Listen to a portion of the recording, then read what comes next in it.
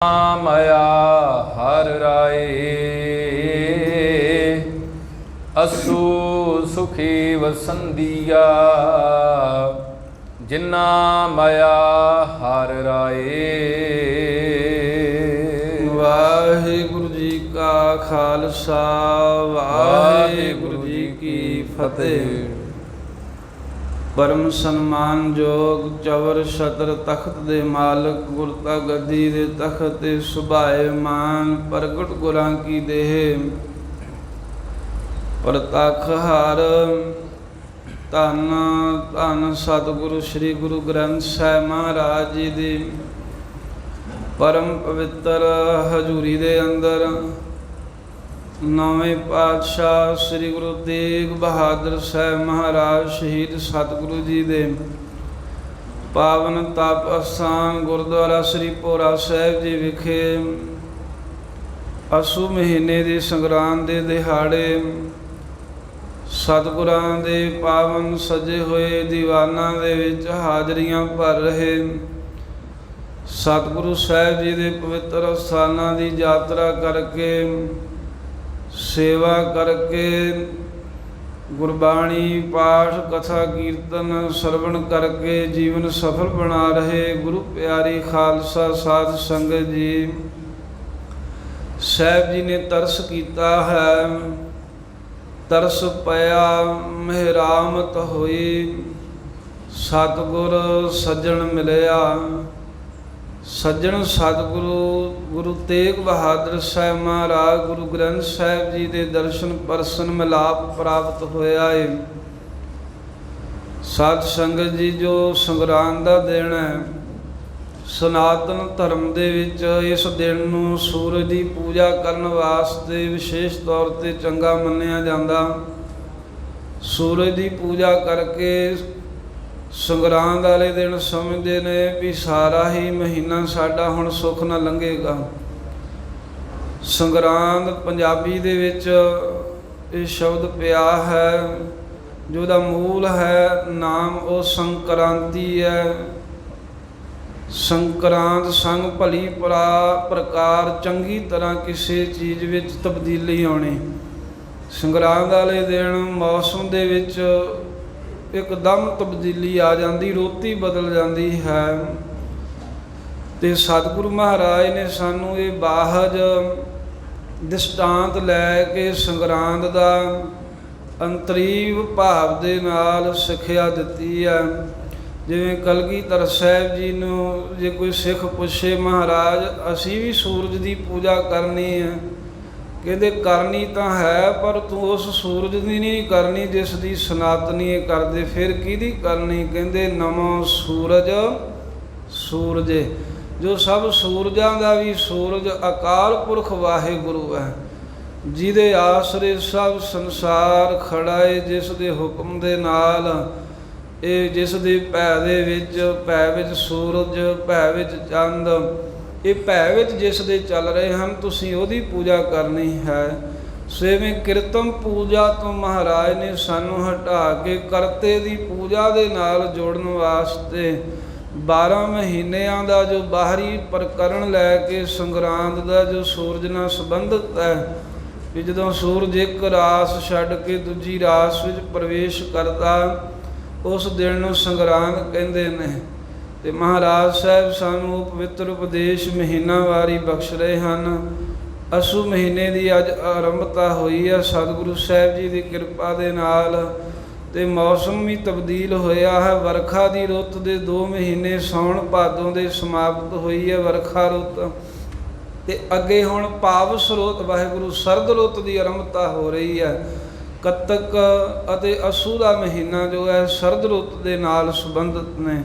ते गरीबन वास सच्चे पातशाह सानू जो 12 माह की बाणी उचारण की गुरु नानक देव महाराज ने तुखारी राग अंदर उसकी ही व्याख्या माझ राग जो माझे का देसी राग है जो धन गुरु अर्जन देव महाराज साहब जी ने उचारण किया उस पवित्र राग के अंदर जो सानू अमृतमयी उपदेश बख्शिया है। आओ महाराज साहब के चरण कमलों सुरती बिरती जोड़ के उपदेश श्रवण करिए जो सिक्ख्या सच्चे पातशाह सानू दे रहे हैं।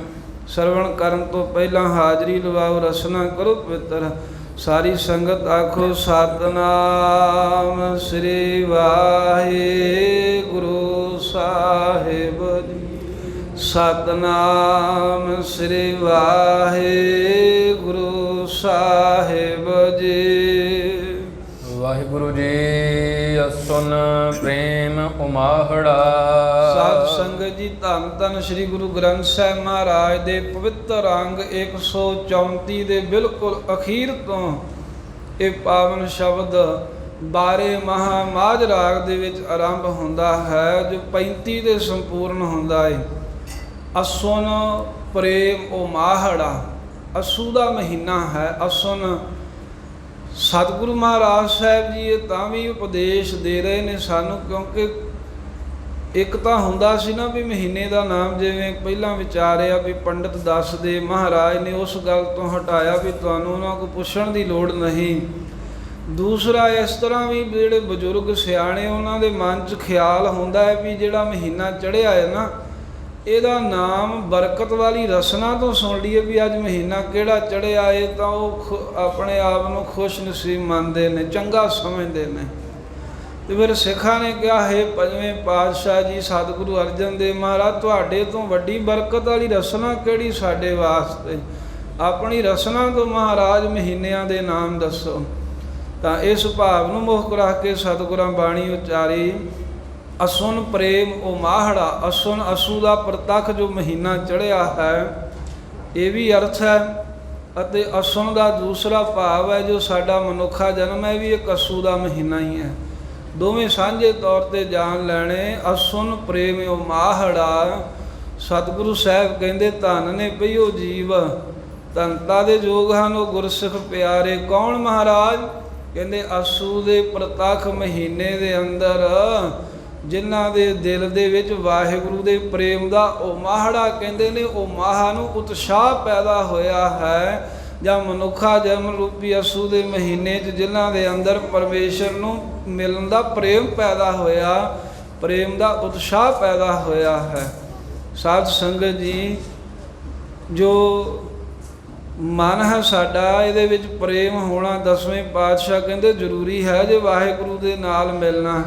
ਸਤਿਗੁਰਾਂ ਦੇ ਪ੍ਰਤੱਖ ਕਹਿਤਾ ਜੋ ਨਿਤਨੇਮੀ ਸਿੱਖ ਰੋਜ਼ ਪੜ੍ਹਦੇ ਹਨ, ਸਾਚ ਕਹੋ ਸੁਣ ਲਿਓ ਸਭੈ, ਜਿਨ ਪ੍ਰੇਮ ਕੀਓ ਤਿਨ ਹੀ ਪ੍ਰਭ ਪਾਇਓ। ਕਹਿੰਦੇ ਵੀ ਸੱਚਾ ਵਚਨ ਇਹੀ ਹੈ ਵੀ ਭਾਵੇਂ ਧਰਮ ਦਾ ਲਿਬਾਸ ਸਾਰੇ ਹੀ ਧਾਰੀ ਫਿਰੋ, ਕੋਈ ਗੁਨਾਹ ਨਹੀਂ, ਪਰ ਜੇ ਪ੍ਰੇਮ ਨਹੀਂ ਆ ਨਾ ਤਾਂ ਫੇਰ ਨਹੀਂ ਪਰਮੇਸ਼ਰ ਪਿਆਰਾ ਮਿਲੇਗਾ। ਇਹ ਗੱਲ ਸਾਡੀ ਪੱਲੇ ਬੰਨ੍ਹ ਲਓ, ਅੰਦਰ ਪ੍ਰੇਮ ਹੋਣਾ ਜ਼ਰੂਰੀ ਹੈ। ਤੇ ਸਾਹਿਬ ਕਹਿੰਦੇ ਜਿਨ੍ਹਾਂ ਰੂਹਾਂ ਦੇ ਅੰਦਰ ਪ੍ਰੇਮ ਦਾ ਉਮਾਹੜਾ ਉਤਸ਼ਾਹ ਹੈ ਉਹ ਧਨ ਹਨ। ਹੁਣ ਪ੍ਰੇਮ ਵੀ ਸਾਧ ਸੰਗਤ ਇੱਕੋ ਜਿਹਾ ਨਹੀਂ ਹੁੰਦਾ, ਅੰਦਰੋਂ ਮਾਂ ਵੀ ਸਾਰਿਆਂ ਦੇ ਅੰਦਰ ਇੱਕੋ ਜਿਹਾ ਪੈਦਾ ਨਹੀਂ ਹੁੰਦਾ। ਜਿਵੇਂ 3 ਤਰ੍ਹਾਂ ਦੀਆਂ ਇਸਤਰੀਆਂ ਨੇ 3 ਤਰ੍ਹਾਂ ਦਾ ਪ੍ਰੇਮ ਦੱਸਿਆ ਹੈ, ਤੇ ਇਸੇ ਤਰ੍ਹਾਂ ਜਗਿਆਸੂ ਜਿਹੜੇ ਗੁਰਸਿੱਖ ਨੇ ਉਹਨਾਂ ਦੇ ਅੰਦਰ ਵੀ 3 ਤਰ੍ਹਾਂ ਦਾ ਉਮਾਹਾ ਕਿਹਾ ਹੈ।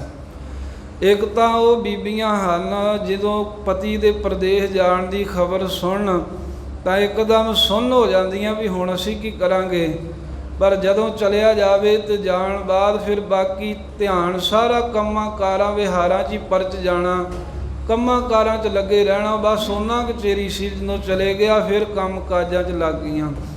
ਦੂਜੀਆਂ ਇਸਤਰੀਆਂ ਉਹ ਹਨ ਜੋ ਪਤੀ ਦੇ ਪ੍ਰਦੇਸ਼ ਜਾਣ ਤੋਂ ਉਹ ਆਪਣੇ ਸਰੀਰ ਨੂੰ ਹੀ ਤੰਗੀ ਦੇ ਲੈਂਦੀਆਂ ਨੇ, ਜਿਵੇਂ ਕਹਿ ਦਿੰਦੇ ਨਾ ਵੀ ਫਲਾਨਾ ਤੇ ਲਿੱਸਾ ਹੀ ਹੋ ਗਿਆ, ਇਵੇਂ ਸਰੀਰ ਲਿੱਸਾ ਕਰ ਲੈਂਦੀਆਂ। ਪਿਆਰੇ ਦੇ ਉਮਾਹ ਦੇ ਵਿੱਚ ਉਹਨਾਂ ਅੰਦਰ ਉਮਾਹੜਾ ਰਹਿੰਦਾ ਹੈ ਵੀ ਜੋ ਪਤੀ ਵਰਤਾ ਔਰਤ ਹੈ ਉਸ ਦੇ ਅੰਦਰ ਇਹ ਉਤਸ਼ਾਹ ਰਹਿੰਦਾ ਵੀ ਮੇਰਾ ਪਿਆਰਾ ਪਤੀ ਕਦੋਂ ਪ੍ਰਦੇਸੋਂ ਆ ਕੇ ਮਿਲੇ।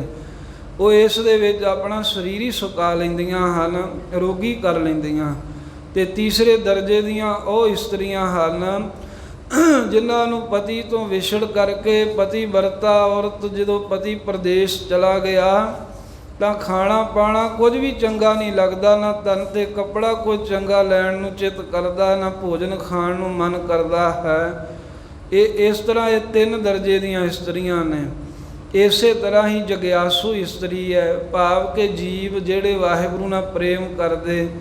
ਪਹਿਲੇ ਦਰਜੇ ਦੇ ਉਹ ਜੀਵ ਹਨ ਜਦੋਂ ਕੋਈ ਕਥਾ ਕੀਰਤਨ ਦੇ ਬਚਨ ਸੁਣਦੇ ਰਹਿਣ ਤਾਂ ਇੱਕਦਮ ਬੁੱਧੀ ਸੁੰਨ ਹੋ ਜਾਂਦੀ ਸੰਸਾਰ ਵੱਲੋਂ, ਤੇ ਵਾਹਿਗੁਰੂ ਨਾਲ ਮਿਲਣ ਦਾ ਚਾਅ ਬਣਿਆ ਰਹਿੰਦਾ ਵੀ ਅਸੀਂ ਪਰਮੇਸ਼ਰ ਨੂੰ ਮਿਲੀਏ। ਪਰ ਜਦੋਂ ਹੀ ਉਹ ਗੁਰਬਾਣੀ, ਉਹ ਕਥਾ ਕੀਰਤਨ ਸੁਣਨਾ ਬੰਦ ਹੋਇਆ, ਘਰ ਨੂੰ ਗਏ, ਤੇ ਫਿਰ ਬੁੱਧ ਵਿਹਾਰਾਂ 'ਚ, ਕੰਮਾਂ ਧੰਦਿਆਂ 'ਚ ਪਰਚ ਜਾਂਦੀ ਉਹਨਾਂ ਦਾ ਇੰਨਾ ਕੀ ਉਮਾਹ ਹੁੰਦਾ। ਦੂਜੇ ਦਰਜੇ ਦੀਆਂ ਜਗਿਆਸੂ ਇਸਤਰੀਆਂ ਉਹ ਨੇ, ਉਹ ਜੀਵ ਹਨ ਜਿਹੜੇ ਪਰਮੇਸ਼ਰ ਵਾਹਿਗੁਰੂ ਦੇ ਉਮਾਹ ਦੇ ਵਿੱਚ ਤਪ ਸਾਧ ਕੇ, ਸਾਧਨਾ ਕਰਕੇ ਤੇ ਆਪਣੇ ਸਰੀਰ ਨੂੰ ਹੀ ਸੁਕਾ ਲੈਂਦੇ ਹਨ, ਤਪਾਉਂਦੇ ਹਨ ਵੀ ਸਾਡਾ ਜਿਵੇਂ ਵਾਹਿਗੁਰੂ ਨਾਲ ਮਿਲਾਪ ਹੋ ਜਾਵੇ। ਤੇ ਤੀਸਰੇ ਦਰਜੇ ਦੀਆਂ ਜੀਵ ਜਗਿਆਸੂ ਇਸਤਰੀਆਂ ਉਹ ਹਨ, ਉਹ ਜੀਵ ਹਨ ਜਿਹੜੇ ਬੰਦਗੀ ਕਰਦਿਆਂ, ਮਾਲਕ ਨੂੰ ਚੇਤੇ ਕਰਦਿਆਂ ਆਪਣੇ ਅੰਦਰੋਂ ਜੀਵਤ ਭਾਵ ਤੋਂ ਮਾਰੀ ਜਾਂਦੇ ਨੇ। ਜਿਸ ਪਿਆਰੇ ਸਿਉ ਨੇਹੋ ਤਿਸ ਆਗੈ, ਮਰ ਚੱਲੀਐ ਧਿਕ ਜੀਵਨ ਸੰਸਾਰ ਤਾਕੈ ਪਾਛੈ ਜੀਵਨ। ਇਹ ਅਵਸਥਾ ਹੋ ਜਾਂਦੀ, ਉਹਦੇ ਅੱਗੇ ਮਰ ਕੇ, ਜੀਵਤ ਭਾਵ ਤੋਂ ਮਰ ਕੇ ਚੱਲਦੇ ਨੇ। ਆਪਣੇ ਤਨ ਮਨ ਦੀ ਹਉਮੈ ਹੰਗਤਾ ਨੂੰ ਦੂਰ ਕਰ ਦਿੰਦੇ ਹਨ। ਬਬੀਹੇ ਦੇ ਵਾਂਗ ਉਹਨਾਂ ਦਾ ਚਿੱਤ ਹਮੇਸ਼ਾ ਪਰਮੇਸ਼ਰ ਦੀ ਪ੍ਰਾਪਤੀ ਨੂੰ ਲੱਗਿਆ ਰਹਿੰਦਾ ਹੈ। ਉਹਨਾਂ ਦੇ ਅੰਦਰ ਉਮਾਹ ਲੱਗਾ ਰਹਿੰਦਾ ਹੈ ਵੀ ਅਕਾਲ ਪੁਰਖ ਵਾਹਿਗੁਰੂ ਸਾਨੂੰ ਪ੍ਰਾਪਤ ਹੋ ਜਾਵੇ।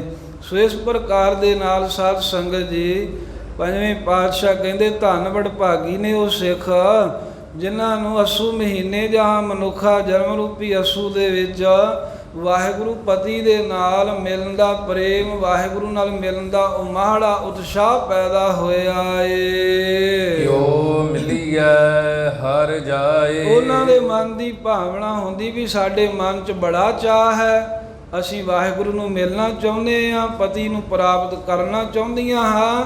ਕਿਉਂ ਮਿਲੀਏ ਹਰ ਜਾਏ, ਪਰ ਕਿਵੇਂ ਕਰਕੇ ਉਹ ਹਰੀ ਪਰਮੇਸ਼ਰ ਨੂੰ ਜਾ ਕੇ ਮਿਲੀਏ। ਉਮਾਹ ਤਾਂ ਹੈ ਪਰ ਢੰਗ ਨਹੀਂ ਪਤਾ। ਇਸ ਕਰਕੇ ਉਹ ਜੀਵ ਇਸਤਰੀ, ਉਹ ਜਗਿਆਸੂ ਗੁਰਸਿੱਖ ਬੇਨਤੀ ਕਰਦੇ ਅਸੀਂ ਵਾਹਿਗੁਰੂ ਨਾਲ ਮਿਲੀਏ ਕਿਵੇਂ। ਹਰ ਜਾਏ, ਜੋ ਹਰ ਇੱਕ ਜਗ੍ਹਾ ਵਿੱਚ ਵਸਿਆ ਹੋਇਆ ਮਾਲਕ ਹੈ, ਉਹ ਸਾਨੂੰ ਕਿਵੇਂ ਪ੍ਰਗਟ ਪ੍ਰਤੱਖ ਹੋ ਕੇ ਮਿਲਾਪ ਹੋ ਸਕੇ ਉਹਦਾ।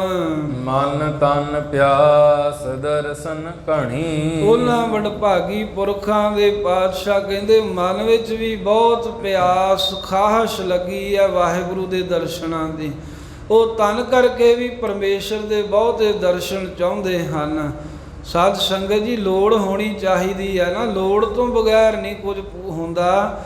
ਜਿਵੇਂ ਪਿਆਸ ਲੱਗੀ ਹੈ ਤੇ ਪਿਆਸ ਪਾਣੀ ਦੀ ਲੋੜ ਬਣ ਗਈ, ਫਿਰ ਪਾਣੀ ਪ੍ਰਾਪਤ ਕਰਨ ਵੱਲ ਜਾਂਦੇ ਆ। ਜੇ ਭੁੱਖ ਲੱਗੀ ਹੈ ਤਾਂ ਭੁੱਖ ਦੇ ਨਾਲ ਭੋਜਨ ਪ੍ਰਾਪਤ ਕਰਨ ਦੀ ਉੱਥੇ ਲੋੜ ਬਣ ਗਈ ਵੀ ਹੁਣ ਭੋਜਨ ਛਕਣਾ ਪਵੇਗਾ, ਇਹਦੇ ਨਾਲ ਹੀ ਸੰਤੁਸ਼ਟੀ ਹੋਵੇਗੀ। ਐਵੇਂ ਹੀ ਜੇ ਮਨ ਤਨ ਦੇ ਵਿੱਚ ਦਰਸ਼ਨਾਂ ਦੀ ਪਿਆਸ ਹੀ ਨਹੀਂ, ਖਿੱਚ ਹੀ ਨਹੀਂ ਹੈ, ਤਾਂ ਉਸ ਮਾਲਕ ਦੇ ਤਾਈਂ ਦੱਸੋ ਆਪਾਂ ਕਿਵੇਂ ਮਿਲਾਪ ਕਰ ਸਕਦੇ ਹਾਂ, ਪਰਮੇਸ਼ਰ ਦੇ ਨਾਲ ਕਿਵੇਂ ਮਿਲਿਆ ਜਾ ਸਕਦਾ ਹੈ। ਜਿਵੇਂ ਪਿਆਸ ਲੱਗੀ ਤੋਂ ਪਾਣੀ ਦੀ ਚਾਹਨਾ ਹੁੰਦੀ ਹੈ, ਭੁੱਖ ਲੱਗੀ ਤੋਂ ਰੋਟੀ ਦੀ ਇੱਛਾ ਹੁੰਦੀ ਹੈ, ਇਸੇ ਪ੍ਰਕਾਰ ਜੇ ਵਾਹਿਗੁਰੂ ਦੇ ਦਰਸ਼ਨਾਂ ਦੀ ਸਾਡੇ ਅੰਦਰ ਖਿੱਚ ਹੋਵੇ, ਪਿਆਸ ਹੋਵੇ, ਤਾਂ ਹੀ ਮਾਲਕ ਦੇ ਦਰਸ਼ਨ ਹੋਣ। ਬਿਨਾਂ ਪਿਆਸ ਤੋਂ, ਬਿਨਾਂ ਖਿੱਚ ਤੋਂ ਦਰਸ਼ਨ ਵੀ ਕਿਵੇਂ ਹੋ ਸਕਦੇ ਹਨ। ਜੇ ਆਪਣਾ ਹੀ ਮਨ ਨਹੀਂ ਮੰਨਦਾ, ਜੇ ਆਪਣੀ ਹੀ ਕੋਈ ਇੱਛਾ ਨਹੀਂ, ਫਿਰ ਕਿਸ ਪ੍ਰਕਾਰ ਮਿਲਾਪ ਹੋ ਸਕਦਾ। ਜਿਵੇਂ ਕੋਈ ਬੱਚਾ ਹੈ ਆਪਣੇ ਮਾਈ ਬਾਪ ਨਾਲ ਮੇਲੇ 'ਚ ਵਿਛੜ ਗਿਆ ਕਿਤੇ, ਤਾਂ ਜੇ ਤਾਂ ਉਹਦੇ ਮਨ ਦੀ ਇੱਛਾ ਹੈ ਵੀ ਹੁਣ ਮਾਂ ਬਾਪ ਤੋਂ ਵਿਛੜਿਆ, ਉਹ ਚਾਹਨਾ ਰੱਖ ਰਿਹਾ ਵੀ ਮੈਂ ਜਿਵੇਂ ਕਿਵੇਂ ਮਿਲ ਜਾਵਾਂ ਜਾ ਕੇ, ਵਿਰਾਗ ਵਿੱਚ ਹੈ, ਰੋਂਦਾ ਏ। ਫਿਰ ਉਹਨੂੰ ਰੋਂਦਿਆਂ ਦੁਖੀ ਵੇਖ ਕੇ ਜਿਹੜੇ ਸੁਹਿਰਦ ਭਲੇ ਪੁਰਖ ਹੈ ਉਹ ਯਤਨ ਕਰਦੇ ਨੇ ਉਹਦੇ ਮਾਂ ਬਾਪ ਨਾਲ ਮਿਲਾਉਣ ਦਾ। ਹੁਣ ਜੇ ਬੱਚਾ ਵਿਛੜ ਕੇ ਤੇ ਪਰਵਾਹ ਹੀ ਨਾ ਕਰੇ, ਖਿੱਚ ਹੀ ਨਾ ਕਰੇ, ਖਿਡੌਣਿਆਂ 'ਚ ਪਰਚਿਆ ਰਹੇ, ਮੇਲੇ ਵੇਖਣ 'ਚ ਪਰਚਿਆ ਰਹੇ, ਤਾਂ ਫਿਰ ਚੰਗੇ ਤੋਂ ਚੰਗਾ ਪੁਰਖ ਵੀ ਕਿਵੇਂ ਉਹਨੂੰ ਮਾਤਾ ਪਿਤਾ ਨਾਲ ਮਿਲਾ ਸਕਦਾ ਹੈ, ਨਹੀਂ ਮਿਲ ਸਕਦਾ। ਐਵੇਂ ਹੀ ਸੰਸਾਰ ਇੱਕ ਮੇਲਾ ਹੀ ਹੈ।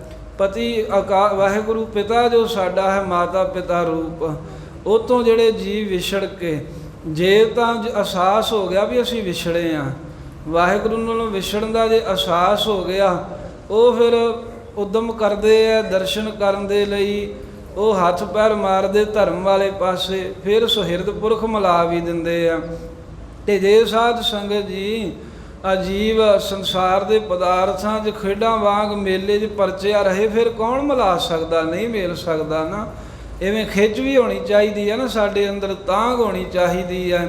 ਜੇ ਤਾਂਘ ਨਹੀਂ, ਜੇ ਇੱਛਾ ਨਹੀਂ, ਤਾਂ ਵਾਹਿਗੁਰੂ ਦਾ ਮਿਲਾਪ ਨਹੀਂ। ਪਰ ਉਹ ਧਨ ਨੇ ਜਿਨ੍ਹਾਂ ਦੇ ਮਨ ਤਨ ਦੇ ਵਿੱਚ ਵਾਹਿਗੁਰੂ ਦੇ ਦਰਸ਼ਨਾਂ ਦੀ ਬਹੁਤੀ ਘਣੀ ਪਿਆਸ ਲੱਗੀ ਹੋਈ ਹੈ। ਦਰਸ਼ਨ ਵੀ ਸਤਿਪੁਰਖਾਂ ਨੇ 4 ਤਰ੍ਹਾਂ ਦੇ ਕਹੇ ਨੇ। ਇੱਕ ਨੇ ਸੁਪਨ ਦਰਸ਼ਨ, ਇੱਕ ਹਨ ਸ਼ਰਵਣ ਦਰਸ਼ਨ, ਇੱਕ ਨੇ ਚਿਤਰ ਦਰਸ਼ਨ, ਤੇ ਚੌਥੇ ਹਨ ਪ੍ਰਤੱਖ ਦਰਸ਼ਨ। ਸੁਪਨ ਦਰਸ਼ਨ ਵੀ ਜਿਵੇਂ ਕਿਤੇ ਸਮਾਧੀ ਲੱਗੀ ਤੇ ਉਹਦੇ ਵਿੱਚ ਵਾਹਿਗੁਰੂ ਦਾ ਦਰਸ਼ਨ ਹੋ ਗਿਆ, ਪਰ ਸਮਾਧੀ ਖੁੱਲੀ ਤੋਂ ਫੇਰ ਮਨ ਜਿਹੜਾ ਹੈ ਉਹ ਟੁੱਟ ਗਿਆ। ਫੇਰ ਮਨ 'ਚ ਇੱਛਾ ਹੁੰਦੀ ਵੀ ਦਰਸ਼ਨ ਹੋਏ ਸਨ, ਪਰ ਪੱਕਾ ਮਿਲਾਪ ਨਹੀਂ ਹੋਇਆ। ਉਹ ਤਾਂਘ ਬਣੀ ਰਹਿੰਦੀ ਹੈ ਦਰਸ਼ਨਾਂ ਦੀ। ਫੇਰ ਵੀ ਦੂਜੇ ਹੁੰਦੇ ਹਨ ਸਾਧ ਸੰਗਤ ਜੀ ਸ਼ਰਵਣ ਦਰਸ਼ਨ, ਵੀ ਆਪਣੇ ਪਿਆਰੇ ਦਾ ਕੋਈ ਬਚਨ ਸੁਣ ਕੇ ਉਹਦੇ ਦਰਸ਼ਨ ਕਰਨੇ, ਜਿਵੇਂ ਗੁਰਾਂ ਦੀ ਬਾਣੀ ਸੁਣਨੀ, ਗੁਰ ਇਤਿਹਾਸ ਸੁਣਨਾ, ਤੇ ਇਹਦੇ ਰਾਹੀਂ ਸਤਿਗੁਰੂ ਸਾਹਿਬ ਜੀ ਦਾ ਦਰਸ਼ਨ ਹੋ ਜਾਣਾ, ਮਹਾਰਾਜ ਸਾਹਿਬ ਜੀ ਦਾ ਸਰੂਪ ਜਿਹੜਾ ਹੈ ਉਹ ਮਨ ਦੇ ਵਿੱਚ ਅਨੁਭਵ ਹੋ ਜਾਣਾ। ਇਹ ਸ਼ਰਵਣ ਦਰਸ਼ਨ ਹਨ। ਤੀਸਰੇ ਚਿੱਤਰ ਦਰਸ਼ਨ ਨੇ, ਕੋਈ ਆਪਣੇ ਪਿਆਰੇ ਦਾ ਚਿੱਤਰ ਵੇਖ ਕੇ ਉਧਰ ਨੂੰ ਖਿਆਲ ਹੋ ਜਾਣਾ, ਉਹਨੂੰ ਵੇਖਣ ਦੀ ਪ੍ਰਤੱਖ ਇੱਛਾ ਬਣ ਜਾਣੀ। ਤੇ ਚੌਥੇ ਫਿਰ ਪ੍ਰਤੱਖ ਦਰਸ਼ਨ ਹਨ, ਵੀ ਜਦੋਂ ਸਾਖਿਆਤ ਪ੍ਰਗਟ ਰੂਪ ਦੇ ਵਿੱਚ ਆਮੋ ਸਾਹਮਣੇ ਆਪਣੇ ਪਿਆਰੇ ਨੂੰ ਖੜਿਆਂ ਵੇਖ ਲੈਣਾ। ਜਿਵੇਂ ਭਗਤ ਨਾਮਦੇਵ ਜੀ ਨੂੰ 72 ਵਾਰ ਸਾਖਿਆਤ ਦਰਸ਼ਨ ਹੋਏ ਨੇ, 72 ਵਾਰ ਦਰਸ਼ਨ ਕੀਤੇ, ਪਰ ਫਿਰ ਵੀ ਨਿਮਰ ਰਹੇ। ਸੋ ਇਸ ਤਰ੍ਹਾਂ ਦਰਸ਼ਨਾਂ ਦੀ ਪਿਆਸ ਹੋਵੇ, ਉਹ ਬੇਨਤੀਆਂ ਕਰਦੇ ਨੇ। ਦਰਸ਼ਨ ਪਿਆਸੀ ਦਿਨ ਸਰਾਤ, ਚਿਤਵਾਂ ਆਨ ਦਿਨ ਨੀਤ। ਜਿਹੜੇ ਰਾਤ ਦਿਨ ਚੇਤੇ ਕਰਦੇ, ਫਿਰ ਉਹਨਾਂ ਨੂੰ ਹੀ ਖੋਲ ਕਪਟ ਗੁਰ ਮੇਲੀਆ, ਨਾਨਕ ਹਰ ਸੰਗ ਮੀਤ। ਦਰਸ਼ਨ ਦੇਖਣ ਦੀ ਪਿਆਸ ਜਿਨ੍ਹਾਂ ਦੇ ਘਣੀ ਅੰਦਰ ਬਹੁਤੀ ਹੋਵੇ, ਉਹਨਾਂ ਨੂੰ ਫਿਰ ਮਾਲਕ ਦੇ ਦਰਸ਼ਨ ਹੋ ਵੀ ਜਾਂਦੇ ਨੇ। ਤੇ ਪੰਜਵੇਂ ਪਾਤਸ਼ਾਹ ਸੂ ਮਹੀਨੇ ਦੁਆਰਾ ਸਿੱਖਿਆ ਦਿੰਦੇ ਨੇ ਵੀ ਸਾਡੇ ਮਨ ਦੇ ਵਿੱਚ ਵੀ, ਸਾਡੇ ਤਨ ਵਿੱਚ ਵੀ ਜਗਿਆਸੂ ਕਹਿੰਦੇ ਨੇ ਘਣੀ ਦਰਸ਼ਨਾਂ ਦੀ ਇੱਛਾ ਲੱਗੀ ਹੈ ਵਾਹਿਗੁਰੂ ਦੀ।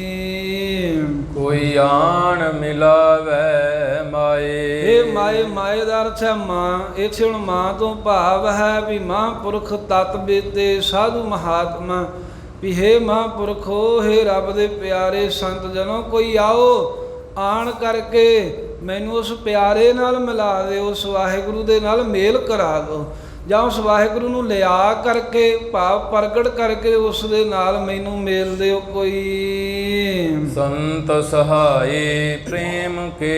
ਫਿਰ ਜਦੋਂ ਇਹ ਜਗਿਆਸੂ ਨੇ ਇੱਛਾ ਜ਼ਾਹਰ ਕੀਤੀ ਤਾਂ ਉਹਨਾਂ ਨੂੰ ਇਸ ਗੱਲ ਦੀ ਸਮਝ ਆਈ। ਅੱਗੋਂ ਮਾਤਾ ਨੇ ਦੱਸਿਆ, ਉਹ ਮਹਾਂਪੁਰਖਾਂ ਨੇ, ਵੀ ਸੰਤ ਸਹਾਈ ਪ੍ਰੇਮ ਕੇ, ਜੋ ਵਾਹਿਗੁਰੂ ਦੇ ਨਾਲ ਮਿਲਾਪ ਹੋਣਾ ਹੈ ਉਹ ਹੋਣਾ ਹੈ ਪ੍ਰੇਮ ਨਾਲ।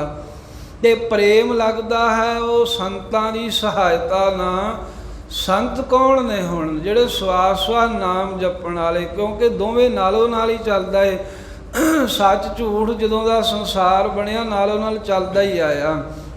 ਲੋਕਾਂ ਦੀ ਪਰਖ ਲਈ ਸੱਚ ਨਾਲ ਝੂਠ ਵੀ ਮਹਾਰਾਜ ਨੇ ਬਣਿਆ। ਅਸਲ ਦੇ ਨਾਲ ਨਕਲ ਸਾਧ ਸੰਗਤ ਆਈ ਹੋਈ ਹੈ, ਨਕਲੀ ਵੀ ਹੈਗੇ ਹੀ ਨੇ, ਪਰ ਨਕਲੀਆਂ ਨਾ ਨਹੀਂ, ਜਿਹੜੇ ਅਸਲੀ ਹਨ, ਜਿਹੜੇ ਰੱਬ ਦੇ ਪਿਆਰੇ ਨਾਮ ਜਪਣ ਵਾਲੇ, ਉਹ ਸੰਤਾਂ ਦੀ ਗੱਲ ਕਹੀ ਵੀ ਉਹ ਵਾਹਿਗੁਰੂ ਦੇ ਪ੍ਰੇਮ ਲਾਉਣ ਵਿੱਚ ਸਹਾਈ ਹੋ ਜਾਂਦੇ। ਜਿਵੇਂ ਕੋਈ ਦੁਨਿਆਵੀ ਪੁਰਖ ਹੈ ਨਾ, ਜਿਵੇਂ ਕਈ ਆ ਚੱਲਦੇ ਨੇ ਅੱਜ ਕੱਲ੍ਹ ਬਿਜ਼ਨਸ, ਜੇ ਕੋਈ ਬੰਦਾ ਕੰਮ ਕਰਦਾ ਉਹ 'ਚ ਬੰਦੇ ਜੋੜਨੇ ਹੁੰਦੇ ਉਹਨਾਂ, ਉਹ ਅੱਗੇ ਤੋਂ ਅੱਗੇ ਫਿਰ ਲੋਕਾਂ ਨੂੰ ਦੱਸਦਾ, ਉਹਨਾਂ ਨੂੰ ਦੱਸ ਕੇ ਤੁਹਾਨੂੰ ਇੰਨੇ ਪੈਸੇ ਮਿਲਣਗੇ, ਆ ਵੇਖੋ ਮੈਨੂੰ ਆਹ ਮਿਲ ਗਿਆ, ਆਹ ਪਦਾਰਥ ਮਿਲ ਗਏ, ਮੇਰੇ ਕੋਲ ਇੰਨੇ ਪੈਸੇ ਆਉਂਦੇ ਆ, ਉਹ ਚੈੱਕ ਵਿਖਾਉਂਦਾ, ਬੜਾ ਕੁਝ ਦੱਸਦੇ ਨੇ ਲੋਕ, ਆ ਜਾਣਦੇ ਹੀ ਆਪਾਂ ਸਾਰੇ। ਉਹ ਫਿਰ ਇੱਦਾਂ ਕਰ ਕਰਕੇ ਉਹਨੂੰ ਆਪਣੇ ਨਾਲ ਜੋੜ ਲੈਂਦੇ, ਗੰਢ ਲੈਂਦੇ ਆ, ਕਿਉਂਕਿ ਉਹ ਸਹਾਈ ਹੋ ਗਏ। ਪਦਾਰਥਾਂ ਦੇ ਗੁਣ ਦੱਸ ਕੇ, ਦੁਨੀਆ ਦੀ ਐਸ਼ ਵਿਖਾ ਕੇ, ਮਾਇਆ ਉਹਦੀ ਵਿਖਾ ਕੇ, ਆਪਣੇ ਖਿਆਲਾਂ ਨਾਲ ਉਹਨਾਂ ਨੇ ਉਸ ਨੂੰ ਜੋੜ ਲਿਆ, ਖਿਆਲਾਂ ਨਾਲ ਹਮ ਖਿਆਲੀ ਬਣਾ ਲਿਆ। ਜਿਵੇਂ ਕੋਈ ਦੁਨਿਆਵੀ ਪੁਰਖ ਵਿਸ਼ੇ ਵਿਕਾਰ ਜਾਂ ਭੋਗਾਂ ਪਦਾਰਥਾਂ ਦੀ ਵਡਿਆਈ ਦੱਸਦਾ ਹੈ, ਵੀ ਇਹ ਦੱਸ ਕੇ ਤਾਂ ਫਿਰ ਉਸ ਚੀਜ਼ ਦੇ ਨਾਲ ਜੋੜਨ ਦਾ ਯਤਨ ਕਰਦਾ ਤੇ ਜੋੜ ਵੀ ਲੈਂਦਾ। ਇੱਥੋਂ ਤੀਕਰ ਵੀ ਲੋਕ ਤਾਂ ਹੁਣ ਦਵਾਈਆਂ ਵੀ ਉਵੇਂ ਵੇਚਦੇ ਆ, ਉਹ ਕਹਿਣਗੇ ਫਲਾਨਾ, ਉਹ ਕਹਿੰਦਾ ਮੈਨੂੰ ਪਹਿਲਾਂ ਆਰਾਮ ਨਹੀਂ ਸੀ ਆਉਂਦਾ, ਹੁਣ ਇੱਥੇ ਮੇਲ ਹੋਇਆ, ਇਹਨਾਂ ਨਾਲ ਮਿਲਿਆ, ਮੈਨੂੰ ਆਰਾਮ ਆ ਗਿਆ, ਤੁਸੀਂ ਵੀ ਇਹ ਵਰਤੋ, ਤੁਹਾਨੂੰ ਵੀ ਆਰਾਮ ਆਊ। ਉਹ ਇਸ ਪ੍ਰਕਾਰ ਦੇ ਨਾਲ ਲੋਕਾਂ ਨੂੰ ਆਪਣੇ ਵੱਲ ਖਿੱਚ ਕੇ ਭਰਮਾ ਕੇ ਜੋੜ ਲੈਂਦੇ ਹਨ। ਉਹ ਸਹਾਈ ਹੋ ਗਏ ਨਾ। ਜੇ ਦੁਨਿਆਵੀ ਪੁਰਖ ਜੋੜ ਲੈਂਦੇ ਨੇ ਤਾਂ ਸੰਤ ਤਾਂ ਉਹਨਾਂ ਤੋਂ ਕਦੇ ਉੱਤਮ ਨੇ। ਇਸੇ ਤਰ੍ਹਾਂ ਸੰਤ ਆਰਾਮ ਪਰਮੇਸ਼ਰ ਦੇ ਨਾਲ ਪ੍ਰੇਮ ਲਾਉਣ ਦੇ ਸਹਾਈ ਬਣ ਜਾਂਦੇ ਨੇ। ਵਾਹਿਗੁਰੂ ਦੀਆਂ ਵਡਿਆਈਆਂ ਦੱਸਦੇ ਨੇ, ਪਰਮੇਸ਼ਰ ਦੇ ਗੁਣ ਦੱਸਦੇ ਹਨ, ਸਮਝਾਉਂਦੇ ਨੇ, ਭਲਿਆ ਤੇਰੇ ਸਵਾਸ ਉਸ ਵਾਹਿਗੁਰੂ ਕਰਕੇ ਚੱਲ ਰਹੇ ਨੇ। ਮਹਾਂਪੁਰਖ ਸਮਝਾਉਂਦੇ ਨੇ, ਆ ਰੋਜੀ ਰੋਟੀ ਇਹ ਨਾ ਸਮਝੀ ਮੈਂ ਕਮਾ ਰਿਹਾ ਹਾਂ, ਇਹ ਮਾਲਕ ਤੈਨੂੰ ਦੇ ਰਿਹਾ ਹੈ। ਵੇਖ ਬੰਦਾ ਤਾਂ ਕਹਿ ਲੈਂਦਾ ਹੈ ਵੀ ਮੈਂ ਮਿਹਨਤ ਕੀਤੀ, ਕਹਿੰਦੇ ਜੇ ਤੈਨੂੰ ਮਿਹਨਤ ਕਰਨ ਜੋਗਾ ਹੀ ਨਾ ਛੱਡਦਾ ਫੇਰ ਤੂੰ ਕਿਵੇਂ ਕਰ ਲੈਂਦਾ। ਬੰਦਾ ਕਹਿੰਦਾ ਮੈਂ ਫਸਲ ਬੀਜੀ, ਸਬਜ਼ੀ ਭਾਜੀ ਬੀਜੀ, ਜੇ ਉਹ ਤੈਨੂੰ ਬੀਜਣ ਵਾਸਤੇ ਥਾਂ ਹੀ ਨਾ ਦਿੰਦਾ ਤਾਂ ਫੇਰ ਤੂੰ ਕਿੱਥੇ ਬੀਜ ਲੈਂਦਾ। ਕਹਿੰਦਾ ਮੈਂ ਆਪਣੇ ਪੈਸਿਆਂ ਦੇ ਖਰੀਦ ਕੇ ਲਿਆਇਆ, ਉਹ ਜੇ ਤੈਨੂੰ ਪੈਸੇ ਹੀ ਨਾ ਦਿੰਦਾ ਤਾਂ ਫੇਰ ਮਾਲਕ ਨੇ ਦਿੱਤਾ ਹੈ ਸਭ ਕੁਝ। ਉਸ ਪਰਮੇਸ਼ਰ ਅਕਾਲ ਪੁਰਖ ਤੋਂ ਬਗੈਰ ਹੋਰ ਕੋਈ ਦੇਣ ਵਾਲਾ ਨਹੀਂ। ਇੱਦਾਂ ਦੇ ਬਚਨ ਦੱਸ ਕੇ ਕਿ ਤੇਰਾ ਮਨੁੱਖਾ ਜਨਮ ਅਜਾਈ ਜਾ ਰਿਹਾ ਏ, ਇਹ ਬਚਨ ਦੱਸਦੇ ਨੇ। ਭਲਿਆ ਭਈ ਪ੍ਰਾਪਤ ਮਾਨੁਖ ਦੇ ਹੁਰੀਆ, ਗੋਬਿੰਦ ਮਿਲਣ ਕੀ ਇਹ ਤੇਰੀ ਬਰੀਆ। ਅਵਰ ਕਾਜ ਤੇਰੇ ਕਿਤੈ ਨਾ ਕਾਮ, ਮਿਲ ਸਾਧ ਸੰਗਤ ਭਾਜ ਕੇਵਲ ਨਾਮ। ਇੱਦਾਂ ਦੇ ਅਨੇਕਾਂ ਹੀ ਬਚਨ ਕਹਿ ਕੇ ਤੇ ਜਿਹੜੇ ਮਹਾਂਪੁਰਖ ਨੇ ਉਹ ਪ੍ਰੇਮ ਲਾਉਣ 'ਚ ਫਿਰ ਸਹਾਈ ਹੋ ਜਾਂਦੇ ਨੇ। ਪਰਮੇਸ਼ਰ ਨਾਲ ਪਿਆਰ ਲਾ ਦਿੰਦੇ ਹਨ। ਜਿਵੇਂ ਇੱਕ ਰਾਜਾ ਸੀ, ਉਹ ਭਗਤੀ ਕਰਨ ਵਾਲਾ ਤੇ ਸੰਤਾਂ ਦਾ ਸੰਗਤ ਕਰਨ ਵਾਲਾ ਪ੍ਰੇਮੀ। ਉਹਦਾ ਵਿਆਹ ਹੋਇਆ ਰਾਜੇ ਦੀ ਰਾਣੀ, ਰਾਜੇ ਦੀ ਬੱਚੀ ਦੇ ਨਾਲ। ਉਹ ਹੈ ਇਹੋ ਜਿਹੀ ਸੀ, ਉਹ ਸੰਗਤ ਨਹੀਂ ਕੀਤੀ ਕਦੀ। ਹੁਣ ਆਈ ਤਾਂ ਦੋਵਾਂ ਦੇ ਸੁਭਾਅ ਨਾਲ ਰਲੇ ਤਾਂ ਫਿਰ ਥੋੜ੍ਹਾ ਜਿਹਾ ਕਲਾ ਕਲੇਸ਼ ਜਿਹਾ ਹੋਇਆ। ਰਾਜਾ ਕਹੇ ਵੀ ਆਪਾਂ ਸੰਗਤ ਕਰਿਆ ਕਰੀਏ ਕਿਉਂਕਿ ਸਭ ਕੁਝ ਆਪਣੇ ਕੋਲ ਰੱਬ ਦਾ ਦਿੱਤਾ ਹੈ। ਉਹ ਕਹੇ ਵੀ ਹਾਲਾਂ ਤਾਂ ਸਾਰੀ ਉਮਰ ਪਈ ਹੈ, ਭੋਗਾਂ ਨੂੰ ਭੋਗੀਏ, ਹਾਲਾਂ ਤਾਂ ਐਸ਼ ਪ੍ਰਸਤੀ ਕਰੀਏ।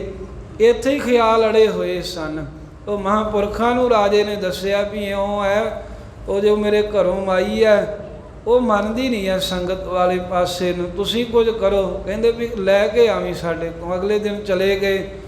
ਮਹਾਂਪੁਰਖ ਸਾਰੇ ਸੰਗਤ ਨਾਲੋਂ ਵੱਖਰੇ ਇਕਾਂਤ ਜਾ ਕੇ ਮਿਲੇ ਰਾਜੇ ਤੇ ਰਾਣੀ ਨੂੰ। ਉਹਨਾਂ ਨੂੰ ਕਹਿੰਦੇ ਆਓ ਚਲੋ ਆਪਾਂ ਨਾਲੇ ਭਜਨ ਕਰਦੇ ਨਾਲੇ ਸੈਰ ਕਰਦੇ ਹਾਂ। ਬਾਹਰ ਖੇਤਾਂ ਨੂੰ ਚਲੇ ਗਏ ਤੇ ਸਾਧ ਸੰਗਤ ਛੱਲੀਆਂ ਦਾ ਮਕਈ ਦਾ ਖੇਤ ਆਇਆ ਤੇ ਉਹ ਸੰਤ ਕਹਿਣ ਲੱਗੇ ਬੇਟਾ ਇਉਂ ਕਰ ਵੀ ਮੈਂ ਤੇ ਇਹ ਰਾਜਾ ਅਸੀਂ ਪਰਲੇ ਪਾਸੇ ਖਲੋਨੇ ਆ, ਵੀ ਤੂੰ ਆ ਖੇਤ ਵਿੱਚੋਂ ਸਾਡੇ ਲਈ ਇੱਕ ਵਧੀਆ ਜੀ ਛੱਲੀ ਲੈ ਕੇ ਆ। ਤੇ ਹੈ ਤਾਂ ਰਾਣੀ ਸੀ ਪਰ ਮਹਾਂਪੁਰਖਾਂ ਦਾ ਬਚਨ ਮੰਨ ਲਿਆ, ਭਾਗ ਕੋਈ ਜਾਗ ਪਿਆ। ਉਹ ਸੰਤ ਦੂਜੇ ਪਾਸੇ ਖਲੋਤੇ, ਉਹ ਕਰਦਿਆਂ ਉਹ ਵੀ ਉਸ ਪਾਸੇ ਆਈ ਤੇ ਹੱਥ ਖਾਲੀ। ਸੰਤ ਕਹਿਣ ਲੱਗੇ ਬੇਟਾ ਤੈਨੂੰ ਕਿਹਾ ਸੀ ਸਾਡੇ ਲਈ ਇੱਕ ਛੱਲੀ ਲੈ ਕੇ ਆਈ, ਚੰਗੀ ਜੀ ਲੈ ਕੇ ਨਹੀਂ ਆਈ। ਕਹਿਣ ਲੱਗੀ ਮਹਾਤਮਾ ਜਦੋਂ ਮੈਂ ਖੇਤ ਵਿੱਚ ਪ੍ਰਵੇਸ਼ ਕੀਤਾ ਤਾਂ ਕੀ ਵੇਖਦੀ ਆ ਵੀ ਪਹਿਲਾਂ ਆ ਵੀ ਸੋਹਣੀ ਹੈ, ਉਹ ਤੋਂ ਅੱਗੇ ਵੇਖਿਆ ਵੀ ਆ ਉਹ ਤੋਂ ਵੀ ਸੁੰਦਰ, ਇੱਕ ਤੋਂ ਇੱਕ ਵਧੀਆ, ਸੁੰਦਰ ਤੋਂ ਸੁੰਦਰ, ਵੱਡੀ ਤੋਂ ਵੱਡੀਆਂ ਛੱਲੀਆਂ ਮੈਨੂੰ ਜਾਪੀਆਂ। ਆਹ ਤੋੜਦੀ ਐ, ਆਹ ਸੋਹਣੀ ਐ। ਇਹ ਕਰਦਿਆਂ ਬਾਹਰ ਆ ਗਈਆਂ ਤੇ ਇਸ ਕਰਕੇ ਮੈਂ ਤੋੜ ਨਹੀਂ ਪਾਈ। ਬਸ ਕਹਿੰਦੇ ਵੀ ਅਸਲ ਵਿੱਚ ਤੇਰੇ ਕੋਲ ਛੱਲੀਆਂ ਕੀ ਤਲਾਉਣੀਆਂ ਸੀ ਧੀਏ ਰਾਣੀਏ, ਤੈਨੂੰ ਤਾਂ ਅਸੀਂ ਸਮਝਾਉਣ ਲਈ ਇਹ ਦੱਸਿਆ ਵੀ ਜਿਵੇਂ ਇੱਕ ਛੱਲੀਆਂ ਦੇ ਖੇਤ 'ਚੋਂ ਛੱਲੀ ਪਸੰਦ ਨਹੀਂ ਆਈ ਤੇਰੇ ਤੇ ਤੂੰ ਬਾਹਰ ਆ ਗਈ ਹੈ ਖਾਲੀ ਹੱਥ। ਇਸੇ ਤਰ੍ਹਾਂ ਹੀ ਇਹ ਸੰਸਾਰ ਹੈ, ਛੱਲੀਆਂ ਦੇ ਖੇਤ ਦੀ ਨਹੀਂ ਆਈ ਤੇ ਅਨੇਕਾਂ ਤਰ੍ਹਾਂ ਦੇ ਭੋਗਾਂ ਪਦਾਰਥਾਂ ਰੂਪੀ ਛੱਲੀਆਂ ਲੱਗੀਆਂ ਨੇ। ਤੇ ਜੇ ਕੋਈ ਇਹਨੂੰ ਆਖੇ ਨਾ ਵੀ ਤੂੰ ਨਾਮ ਜਪ ਲੈ ਤੇ ਉਹ ਕਹਿੰਦਾ ਬਸ ਹਾਲਾਂ ਤੇ ਬੜਾ ਸਮਾਂ ਹੈ, ਹਜੇ ਤਾਂ ਭੋਗ ਲਈਏ, ਬਸ ਮੈਨੂੰ ਆਹ ਭੋਗ ਲੈਣ ਦਿਓ, ਆਹ ਮਾਣ ਲੈਣ ਦਿਓ, ਇੰਨਾ ਕੁ ਚਿਰ ਹੋਰ ਦੇ ਦਿਓ, ਇੰਨਾ ਕੁ ਚਿਰ ਹੋਰ ਬਸ ਕਰ ਲੈਣ ਦਿਓ, ਫਿਰ ਅੰਮ੍ਰਿਤ ਛਕ ਲਾਂਗਾ, ਫਿਰ ਸਿੱਖ ਬਣ ਜੂ, ਫਿਰ ਮੈਂ ਬਾਣੀ ਪੜ੍ਹੂੰ। ਉਹ ਕਹਿੰਦੇ ਕਰਦਿਆਂ ਸਾਰੀ ਉਮਰ ਲੰਘ ਜਾਂਦੀ ਹੈ, ਕਦੀ ਵੀ ਇਹ ਭੋਗਾਂ ਦੀ ਸੁੰਦਰਤਾ, ਭੋਗਾਂ ਦੀ ਖਿੱਚ ਨਹੀਂ ਖਤਮ ਹੁੰਦੀ। ਇਹ ਸਿਮਰਨ ਤਾਂ ਸਾਧ ਸੰਗਤ ਜੀ ਇਹ ਗ੍ਰਸਥ ਵਿੱਚ ਕੰਮ ਕਾਰ ਕਰਦਿਆਂ ਕਰਨਾ ਹੀ ਪਊਗਾ। ਇਵੇਂ ਉਹਨਾਂ ਮਹਾਂਪੁਰਖਾਂ ਨੇ ਰਾਣੀ ਨੂੰ ਸਮਝਾਇਆ, ਉਹਦੇ ਮਨ 'ਚ ਪ੍ਰੇਮ ਲੱਗ ਗਿਆ। ਉਹ ਵੀ ਰਾਜੇ ਨਾਲ ਫਿਰ ਸੰਗਤ ਕਰਨ ਲੱਗ ਪਈ, ਬੰਦਗੀ ਕਰਨ ਲੱਗ ਪਈ। ਇਉਂ ਸੰਤ ਵਾਹਿਗੁਰੂ ਦੇ ਨਾਲ ਪ੍ਰੇਮ ਲਾਉਣ ਲਈ ਸਹਾਈ ਹੁੰਦੇ ਨੇ। ਇਹ ਜੁਗਤ ਸਮਝਾਤੀ। ਜੇ ਕੋਈ ਆਖੇ ਨਾ ਵੀ ਹਾਲਾਂ ਤਾਂ ਮੇਰੇ ਬੜੇ ਕੰਮ ਨੇ ਵੀ ਹਜੇ ਤਾਂ ਮੈਂ ਆਪਣਾ ਘਰ-ਬਾਰ ਬਣਾਉਣਾ, ਮਿਹਨਤ ਕਰਨੀ ਹੈ, ਹਾਲਾਂ ਬੱਚੇ ਪੜ੍ਹਾਉਣੇ ਆ, ਹਾਲਾਂ ਇਹਨਾਂ ਨੂੰ ਕਿਸੇ ਕੰਮਾਂ ਕਾਰਾਂ 'ਤੇ ਲਵਾ ਕੇ ਸੈਟਲ ਕਰਨਾ, ਵਿਦੇਸ਼ਾਂ 'ਚ ਭੇਜਣੇ, ਫਿਰ ਹੁੰਦਾ ਇਹ ਵਿਆਹ ਕਰਨੇ ਨੇ, ਫਿਰ ਪੋਤੇ ਪੋਤਰੀਆਂ ਖਿਡਾਉਣੇ ਪੜਾਉਣੇ, ਉਹ ਲੰਘ ਜਾਂਦਾ ਸਮਾਂ। ਇਹਦਾ ਨਾਲ ਹੀ ਕਰਨਾ ਪਊ, ਨਾਲ ਹੀ ਕੰਮ ਜਾਰੀ ਰੱਖੋ ਅਤੇ ਨਾਲ ਹੀ ਬੰਦਗੀ, ਨਾਲ ਹੀ ਸਿਮਰਨ ਕਰੀ ਜਾਓ, ਫੇਰ ਤਾਂ ਹੋ ਜਾਊਗਾ ਕਾਰਜ। ਜਿੱਦਣ ਇਹ ਮਨ 'ਚ ਆ ਗਿਆ ਵੀ ਆਹ ਕੰਮ ਕਰਕੇ ਫੇਰ ਆਪਾਂ ਜ਼ਰੂਰ ਧਰਮੀ ਬਣ ਜਾਵਾਂਗੇ, ਫੇਰ ਨਹੀਂ ਬਣੇ, ਫੇਰ ਸਮਝ ਲਓ ਵੀ ਗਈ ਜ਼ਿੰਦਗੀ। ਫੇਰ ਤਾਂ ਮਹਾਰਾਜ ਸਾਹਿਬ ਜੀ ਕਹਿੰਦੇ ਨੇ ਹਰ ਜਪਦੇ ਹਾਂ, ਹਰੀ ਦੇ ਨਾਮ ਨੂੰ ਜਪਦੇ ਹਾਂ, ਵਾਹਿਗੁਰੂ ਦੇ ਸਿਮਰਨ ਨੂੰ ਕਰਦੇ ਹਾਂ, ਖਿਲ ਮਾਤਰ ਦਾ ਸਮਾਂ ਵੀ ਢਿੱਲ ਨਹੀਂ ਕਰਨੀ ਚਾਹੀਦੀ ਇਹ ਜਿੰਦੇ। ਕੀ ਪਤਾ ਅਗਲਾ ਸਾਹ ਫੇਰ ਆਉਣਾ ਕਿ ਨਹੀਂ ਆਉਣਾ, ਪਤਾ ਹੈ ਕਿਸੇ ਨੂੰ ਨਹੀਂ ਪਤਾ। ਬਸ ਇਹੀ ਗੱਲਾਂ ਹੀ ਰਹਿ ਜਾਂਦੀਆਂ ਨੇ ਵੀ ਚੰਗਾ ਹੀ ਭਲਾ ਸੀ, ਬਸ ਇਹੀ ਕੁਝ ਹੁੰਦਾ, ਹੋਰ ਕੁਝ ਨਹੀਂ ਮਗਰੋਂ। ਇਸ ਕਰਕੇ ਗੁਰੂ ਗਰੀਬ ਨਿਵਾਸ ਸੱਚੇ ਪਾਤਸ਼ਾਹ ਜੀ ਕਹਿੰਦੇ ਨੇ ਵੀ ਸੰਤਾਂ ਦੀ ਸੰਗਤ ਕਰਿਆ ਕਰੋ, ਸਾਧ ਸੰਗਤ ਕਰਿਆ ਕਰੋ, ਕਿਉਂਕਿ ਵਾਹਿਗੁਰੂ ਨਾਲ ਪ੍ਰੇਮ ਲੱਗਣ ਦੇ ਵਿੱਚ ਸਹਾਇਤਾ ਮਿਲਦੀ ਹੈ। ਪ੍ਰੇਮ ਲਾ ਹੀ ਦਿੰਦੇ ਹਨ ਸਹਾਈ ਹੋ ਕਰਕੇ। ਹਉ ਤਿਨ ਕੈ ਲਾਗਾ ਪਾਏ, ਜਿਹਦੇ ਭਾਗ ਜਾਗੇ ਉਹ ਜਗਿਆਸੂ ਕਹਿੰਦਾ ਵੀ ਇਸ ਕਰਕੇ ਮੈਂ ਤਾਂ ਉਹਨਾਂ ਸੰਤਾਂ ਦੇ ਹੀ ਚਰਨੀ ਜਾ ਕੇ ਲੱਗਦਾ, ਉਹਨਾਂ ਦੇ ਹੀ ਬਸ ਚਰਨਾਂ ਦੇ ਨਾਲ ਜੁੜ ਜਾਵਾਂ, ਕਿਉਂਕਿ ਉਹੀ ਵਾਹਿਗੁਰੂ ਨਾਲ ਪ੍ਰੇਮ ਲਾ ਸਕਦੇ ਹਨ। ਬਿਨ ਪ੍ਰਭ ਕਿਉ ਸੁਖ ਪਾਈਐ। ਤੇ ਸਾਧ ਸੰਗਤ ਜੀ, ਪ੍ਰਭੂ ਦੀ ਪ੍ਰਾਪਤੀ ਤੋਂ ਬਗੈਰ, ਹੁਣ ਪਤੀ ਵਰਤਾ ਔਰਤ ਹੋਵੇ, ਉਹ ਪਤੀ ਤੋਂ ਬਿਨਾਂ ਸੁੱਖ ਨਹੀਂ ਪਾਉਂਦੀ, ਸੁੱਖ ਨਹੀਂ ਮਾਣਦੀ। ਪਤੀ ਕੋਲ ਹੋਵੇ ਭਾਵੇਂ ਭੁੰਜੇ ਵੀ ਸੌਣਾ ਪਵੇ, ਰੁੱਖਾ ਵੀ ਖਾਣਾ ਪਵੇ, ਪਤੀ ਵਰਤਾ ਉਹਦੇ ਵਿੱਚ ਹੀ ਸੁੱਖ ਮੰਨਦੀ ਹੈ ਆਪਣਾ। ਤੇ ਭਾਵੇਂ ਚੰਗੀਆਂ ਸੇਜਾਂ ਹੋਣ, ਪਤੀ ਤੋਂ ਵਿਛੜ ਕੇ ਉਹਨੂੰ ਸੁੱਖ ਨਹੀਂ ਮਿਲਦਾ। ਇਹ ਪਾਤਸ਼ਾਹ ਦਾ ਵਚਨ ਹੈ ਨਾ ਵੀ ਰੂਖੋ ਭੋਜਨ ਭੂਮ ਸੈਨ, ਵੀ ਰੁੱਖਾ ਮਿੱਸਾ ਖਾਣ ਨੂੰ ਮਿਲੇ, ਭਾਵੇਂ ਭੂਮ ਸੈਨ ਧਰਤੀ ਦੇ ਵੀ ਭਾਵੇਂ ਸੌਣਾ ਪਵੇ, ਫਿਰ ਸੰਗ ਜੇ ਪਤੀ ਨਾਲ ਹੋਵੇ ਸੂਖ ਬਿਹਾਤ, ਸੁੱਖਾਂ 'ਚ ਹੀ ਲੰਘ ਜਾਂਦੀ ਹੈ ਜ਼ਿੰਦਗੀ। ਇਸੇ ਪ੍ਰਕਾਰ ਹੀ ਜੀਵ ਹੈ, ਜਿਹੜੇ ਜੀਵ ਇਸਤਰੀਆਂ ਆਪਾਂ ਸਾਰੇ, ਵੀ ਭਾਵੇਂ ਸਾਨੂੰ ਛਕਣ ਨੂੰ ਥੋੜ੍ਹਾ ਮਿਲ ਜੇ, ਭਾਵੇਂ ਜਿਵੇਂ ਕਲਗੀਧਰ ਮਹਾਰਾਜ ਸਾਹਿਬ ਨੇ ਤਾਂ ਵੇਖੋ ਭੋਏ ਆਸਣ ਲਾ ਕੇ ਕਹਿੰਦੇ ਸੀ ਜਾਰੜੇ ਦਾ ਸਾਨੂੰ ਸਥਰ ਚੰਗਾ, ਭੱਠ ਖੇੜਿਆਂ ਦਾ ਰਹਿਣਾ। ਕਹਿੰਦੇ ਵੀ ਇਹ ਖੇੜਿਆਂ 'ਚ ਵਸਣਾ, ਖੁਸ਼ੀਆਂ 'ਚ, ਨਗਰਾਂ 'ਚ ਵੀ ਉਹ ਵੀ ਭੱਠੇ 'ਚ ਵਸਣ ਵਾਂਗ ਆ ਜੇ ਰੱਬ ਪ੍ਰਾਪਤ ਨਹੀਂ ਹੈ।